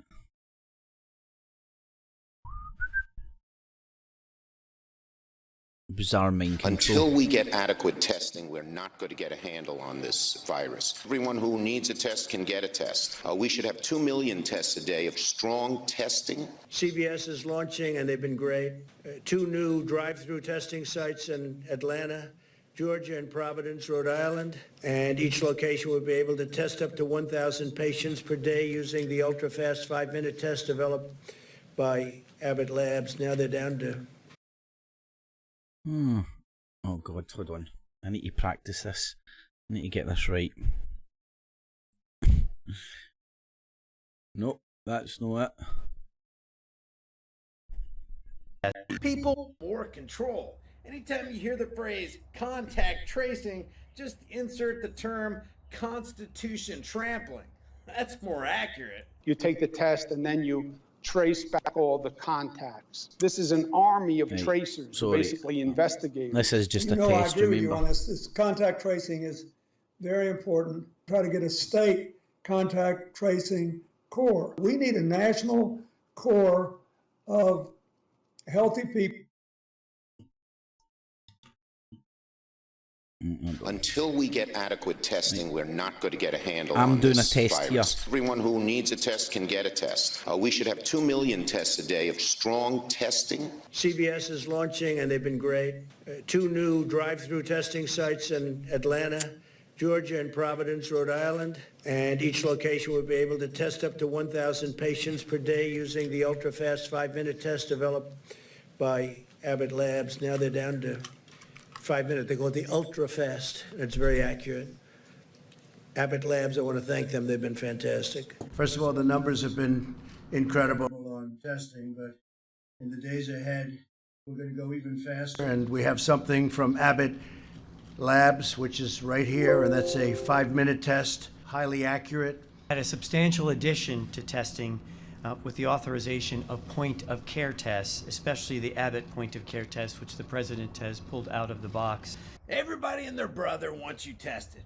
Everybody on mainstream media wants you tested. The governors, the senators, the congressmen, they all want you tested. The biotech They want to see if you've got Wookiee DNA. Companies want you tested. Heck, Big Pharma and the President of the United States want you tested, and Bill Gates wants you tested. So what do you think the odds are? The WHO must want you tested, and the commies, the Chi-Coms want you tested. That it's not a real good idea to run out and go get tested. Okay, because everybody says it's a good idea means it's not a good idea. That's the mindset of the mind fucked. But so even getting tested for so testing for a non-existent virus is a bit no. I'm sorry, I find this funny. Saying we need to do much, much better on testing. And you've said this on the show repeatedly, and thank God you have. Repeatedly. Yeah, thank God you've repeatedly expressed the importance of testing, Mika, because when you tell a lie big enough and keep repeating it, people... What the fuck? What's the lie, mate? What is the lie? South Korea is ahead of the game when it comes to putting the kibosh on this virus, and they done it through lots of testing and lots of testing, tracking, isolating, some crap like that. Will eventually come to believe it. But the lie can be maintained for only such a time as the state can shield the people from the political, economic... I don't know about you, look like a Skeletor here, man. or military consequences of that lie. It thus becomes vitally important for the state to use all of its powers to repress dissent. Can I just say, right, it doesn't matter how impressive a statement this is, or how much of a hard-on that statement gives you, it doesn't, well, it's Joseph Goebbels, it doesn't mean that that's happening just now. Until we get adequate testing, we're not going to get a handle on this virus. Everyone who needs a test can get a test. We should have 2 million tests a day of strong testing and contact tracing. Contact tracing. Testing and contact tracing. Now there's an interesting phrase for you. That's nothing more than a euphemism to exert more control. Anytime you hear the phrase contact tracing, just insert the term constitution trampling. That's more accurate. That's more accurate. Well, it depends how you look at it. I mean, over here they're talking about it, but they're not saying it's mandatory, and people have to do it, and you have to use your Bluetooth and lots of stuff. And like, if you believe viruses are real and you catch it from people infecting each other, which I believe to be fairly accurate, then and look, listen, I'm not saying that I'm going to participate in this app. I'm not. But I don't see why the idea that technology can help in putting the kibosh on a virus is... I don't know. I'm not participating, and it's not mandatory, so I don't see the big deal. I understand why that could work, and if people want to participate in that to help put the kibosh on this virus, why not, Baron? You take the test and then you trace back all the contacts. This is an army of tracers. They're basically investigators. You know, I agree with you on this. See, it really depends. Oh man. I'm not going to sit here and flog a dead horse, but it really depends how your mind is framed here. Like, when they're talking about tracing, they're talking about tracing the virus. You know, but if you're in the mindset of the deep state Illuminati want to tag you with the 666, rather than just intelligence services wanting it easy to kind of digitally trace people if needs be, then you'll hear this as some sort of a like new world order kind of manifesting in front of you. And I no longer am of that mindset, so that's not what I hear. Contact tracing is... And I'm not... who's this guy in the right? Como or something? Is that the governor of New York now? And I know who Clinton is. He's a rapist. Very important. Alex Jones told me. Try to get a state contact tracing core. We need a national core of healthy people who are properly trained to go out and do this contact tracing. Concerted efforts around contact tracing were taking place in Massachusetts. Surely the Constitution's all about freedom, so if people are people free to participate in a non-mandatory app if they want to? This is the kind of irony in this. It's like they talk about freedom and then they don't want people to have the freedom of having an abortion because in their mind it's murder, and there is no freedom of speech to argue other points of view. They talk about freedom, but there's no freedom. There's no no talking about freedom. Hiring and training a group, really a whole cadre of community health workers or contact tracers rather. I can't help but say. Reactionary. I heard that guy's something Wilson or something. He was the guy that put out the figures that were saying that 2 million were going to die in America, so on and so forth. And it's very interesting. I see him resigning as... I heard somebody else talking about it, I can't remember who, but they were mentioning it as a coincidence that he's resigned. Because what happened was what he's resigning for was known about 3 weeks ago. And all of a sudden he's resigning, and people are thinking it's a kind of a smokescreen to hide the fact that the UK is now #1, baby, because this story came out the same day that the UK was #1 in deaths in the EU. So I've heard it suggested that guy resigning was him taking one for the team, causing a smokescreen to distract from the fact that the UK is now #1 in deaths. We're going to get all these contact tracers. Should we have a contact tracer corps, even if we call it something more elegant? I think the answer is absolutely yes, and I love the Massachusetts example. We were able to learn from them. We're all sharing best practices in real time. We have traced. Again, like, depending how your mind's set, right, I can see why there's experts looking at South Korea.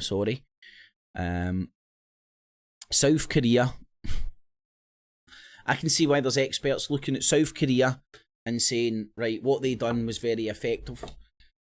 I don't think Western societies would be as obedient, and they wouldn't have as much of a participation rate in the West as they would have in South Korea, because that society is very obedient, let's just say. But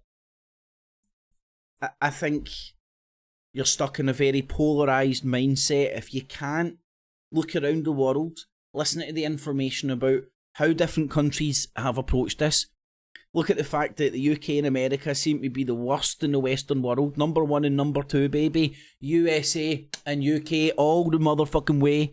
#1 and 2, baby. And then look at countries that have dealt with it a lot better. Let's use South Korea. Another one I heard about today was, I get these two mixed up all the time. It was Thailand, not Taiwan. Now, the reason this was getting singled out is Thailand isn't a really rich country, but their graph of doom, if you want to call it, is a lot better. You know, as soon as it hits the peak, it goes hits down, whereas the UK hit the peak and it's just going flatlining. You know, it's not going down anytime soon. Same with America, but a lot of the European nations have done a lot better. And I'm trying to remember some of the things they've done in Thailand, but it's a real different society over there as well, where all the people, there's no public transport, everybody rides on bikes. It's just, you know, there's a lot of contributing factors regarding, I don't know. Who am I to say, but I've heard the experts talk about there's a lot of contributing factors that you need to take into, that has to be taken into consideration when you're trying to understand this virus in different areas of the world, you know? Because it is a new virus and people are still learning about it as we go. Regardless if you think it's real or not. Anywho's. Capacity that predates COVID-19. It goes back to SARS, measles. Now, I'm all about freedom, so you should have the freedom to take a vaccination if you want. You should also have the freedom to say no, and you shouldn't have militant idiots from either, I don't know. Preferably in an ideal world, if you wanted to choose to vaccinate or not to vaccinate, you wouldn't have militant idiots from either side trying to shove their shit down your throat. That's my stance. Right, that's where I am. I don't want to shove a vaccination down your throat if you don't want it. Right? But if you look into the science of vaccinations and think, oh, I want to have a vaccination, I don't want some New World Order soldier sitting there going, you're going to fucking die. Fucking right, okay. You don't want a vaccination. Fuck off. I want it. Shut up. Leave me alone. That would bring a bit of harmony, a bit of a balanced fucking view, wouldn't it? Rather than just having to be one or the other, black or white, pro-vaccination or anti-vaccination. There's middle grounds and lots of stuff. Anyway, I digress. TB, etc. And the track and trace thing as well. It's an app that's going to be. It's not mandatory. I mean, the government aren't going to send out the secret police to follow you around all day to see if you've got a smartphone. If you tell them you haven't got one, it's going to be an app that you can voluntarily download and participate in and turn on and turn off your Bluetooth. Now, depending on how your mind is framed, that isn't good enough for people, you know, if you jump off the bandwagon in the David Icke spectrum, well, they're already spying on you, they've already got that anyway, so what's the difference? But this is just official, and they say they're going to do it, and it's not getting centralised, but they're lying, oh. So don't participate, don't take the app. But people who think the app's a good idea, take the app. There is the freedom of choice. Everybody talks about the freedom of speech. Freedom of speech is just a disguise to shove fucking hatred down your throat. Right? If you've got the freedom to say what you want, and people have got the freedom to freak out and punch you in the face, right? That's the reality of the world. That's how agent provocateurs operate. That's how Tommy Robinson and all his mob go around and provoke stuff. Last night I showed Northern Southern getting piss flown over because she was being an agent provocateur, bunched into a bunch of LGBT protesters and started going, there's only two genders.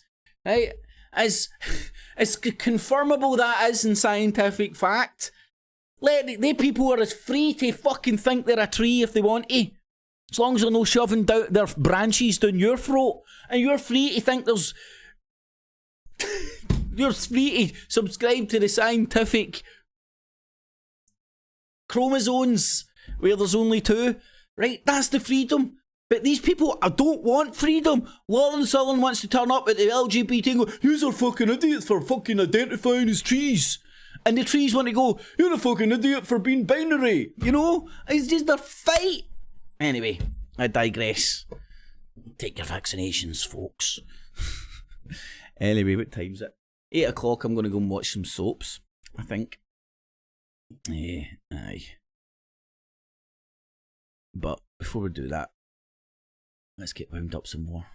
Tracking and tracing capacity that exists in the county levels primarily, and increasing capacity at the state level. So what we're doing is we're building off that existing infrastructure and using the tools of technology to overlay. Today, Stephanie Desmond talks to Crystal Watson of the Center for Health Security at the Johns Hopkins Bloomberg School of Public Health. They discuss a tried and true method of slowing. Why is the John Hopkins at the centre of the COVID conspiracy? I've not figured this out yet. 100. But apparently, you can't talk about it. You can't say John Hopkins or Corona. Somehow the internet police will come and get you. Rather than just depending what...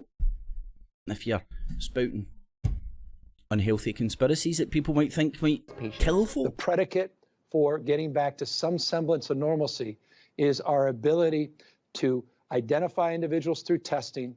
Is this all he's doing? He's just been a wee montage of people talking about contact tracing. That's basically all it is. Right, come on. No science is immune to the infection of politics. No science is immune. Mate, talk to me about science when you tell me what those pictures of Corona are.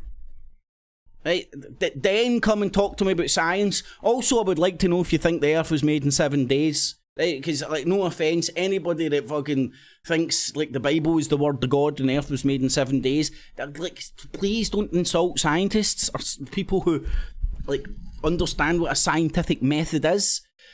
None of the crap this guy's spouting would stand up against any scientific scrutiny at all. But he would explain that away as the scientists being in the New World Order. So no matter what you present to this guy or people in that kind of cult way of thinking, you're pissing up against the wall. You know, you're trying to. You can't. People need to get out the cult themselves. You can't. It's hard to slap them out of it, because if you try to slap them out, it'll just resist. You just need to try and go, here, look, just try and open-mindedness. Think about it this way and see if something clicks in your head. But this Wookiee's gone, man. And the corruption of power. Science that's used to control you under the guise of keeping you safe is a science worth rejecting. COVID is raging. What the hell did you just say? COVID is raging? If you guys are tired of the nonsense and you want to hear more truth, just subscribe to the channel, hit the bell notification icon, give it a... Come on, this guy's saying there isn't a virus, you know, and he wants to talk about truth. I wonder if there was any way of contacting him and asking... This is just the simplest question that blows this whole fake virus thing out the water. And what are the pictures? What are all the thousands of scientists working on the petri dishes around the world? Is this meant to be like a chemtrail conspiracy where it would take... Oh, I remember I'd done the figures once, I can't remember. It would take, the millions of people that work in the aviation industry worldwide. I'm talking about international airports where there's commercial planes and all those sort of hubs, right? Millions of people worldwide.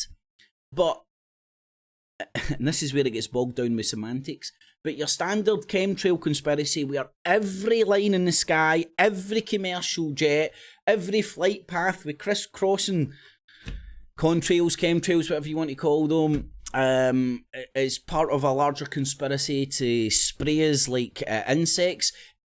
Like if you crunch the numbers and look at it logically, for me it's absurd to believe in it. You would need to believe in like wee Bob down the street who works at the airport filling up the aeroplanes, or the cleaner, the people who clean the planes, the air hostess and all that jazz. You would need to believe every single one of these people were in it. And see if you actually venture out in the real world at some points, well, when there was a real world actually, what you would see is you'll bump into these people who work in these industries, and they aren't in a big massive conspiracy. They're just normal people doing normal jobs and normal occupations. And the same can be said about this. And whether you agree with vaccinating yourself or not, surely the choice has got to be with the individual. Nobody's forcing the science. And it is science. When I say science, I mean reproducible science of vaccinations. This guy's talking about science and thinks vaccinations are conspiracy. Talk about 1984 doublespeak. So, what are these pictures of the virus that are doing the rounds? Hundreds of them.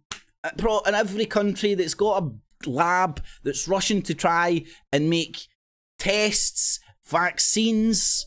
They've all got I don't even know what I'm talking about, genome and bits and bobs that make it up.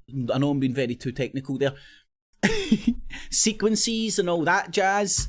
And I think it's beyond the realms of possibility for all them people who are looking in a petri dish with electron microscopes, looking at this thing, working on vaccines, working on tests, doing all the monkey work in the pharmaceutical industry.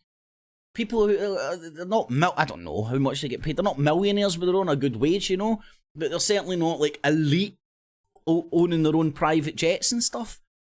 And that's the logic train that I get on that drags me out of the conspiracy rabbit holes. Because I explore the conspiracy rabbit hole and you're like, looks fucking real. And then apply a bit of logic, like get out your Spock head on for 2 seconds and go, no, hold on a sec. this chemtrail thing doesn't make sense. And then it takes courage to stand up in a big massive community of everybody going, chemtrails. And you go, no, hold on, I don't believe in them. And you get shot down as some sort of a fucking demon. It's mental. Anyway, but you live and learn, and you got to have courage in your convictions, and you do got to speak your own truth, even if it does upset people. And as crazy as your truth might be, and more power to Chewbacca here as well, you know, I believe he believes that stuff. I just disagree with the conclusions he's coming to. And it's no, I understand, he's fell for some very cleverly crafted bullshit. He's just like get the pom-poms out and there's just no turning back, you know? And he's ball deep. And you know, the amount of, like, look at his channel, the amount of love he gets and all that, and the pat and the stroking of his beard, telling him how great he is. No, I love that shit. No doubt. Anywho. Thumbs up, share it with everybody you know. Okay. You know what? Okay. Right, I'm going to do it off, folks. Aye, gas mask it is. It's one big cult and I'm not in it. So I was very quick to realise that, you know. Don't talk to him, just move him to the side. But it's a good lesson to learn. Anyway, tune in on Friday if you want a wee bit of See Through the Fear Porn Friday. Remember, Addiction Busk is all available and accessible free of charge. Hope they do such a good job. You'll find value in what I do. Use your spare change, not your life savings, in the Patreon and PayPal buttons down below. And I'm going to do it. This was just a wee test. God almighty. I really need to get my shit together here. I don't know how this is going on. People will eventually come to believe. It is. What's he going to serve me up? A lot to do with like real places and real things and real issues. Do you get asked questions? Got another Marine on, man. Hello, Alonzo Bowden. Joe, I am negative. I know, but you're positive.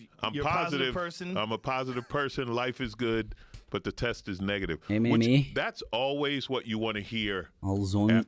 Must be a sports dude or a boxer or something. Who knows? Right, thumbs it up, leave all your comments, tune in Friday, I'm good to go. I'm just practicing the buttons. Clips. And remember folks, the best way to protect yourself is to subscribe and hit that bell. It will keep you right out of hell. Catchies.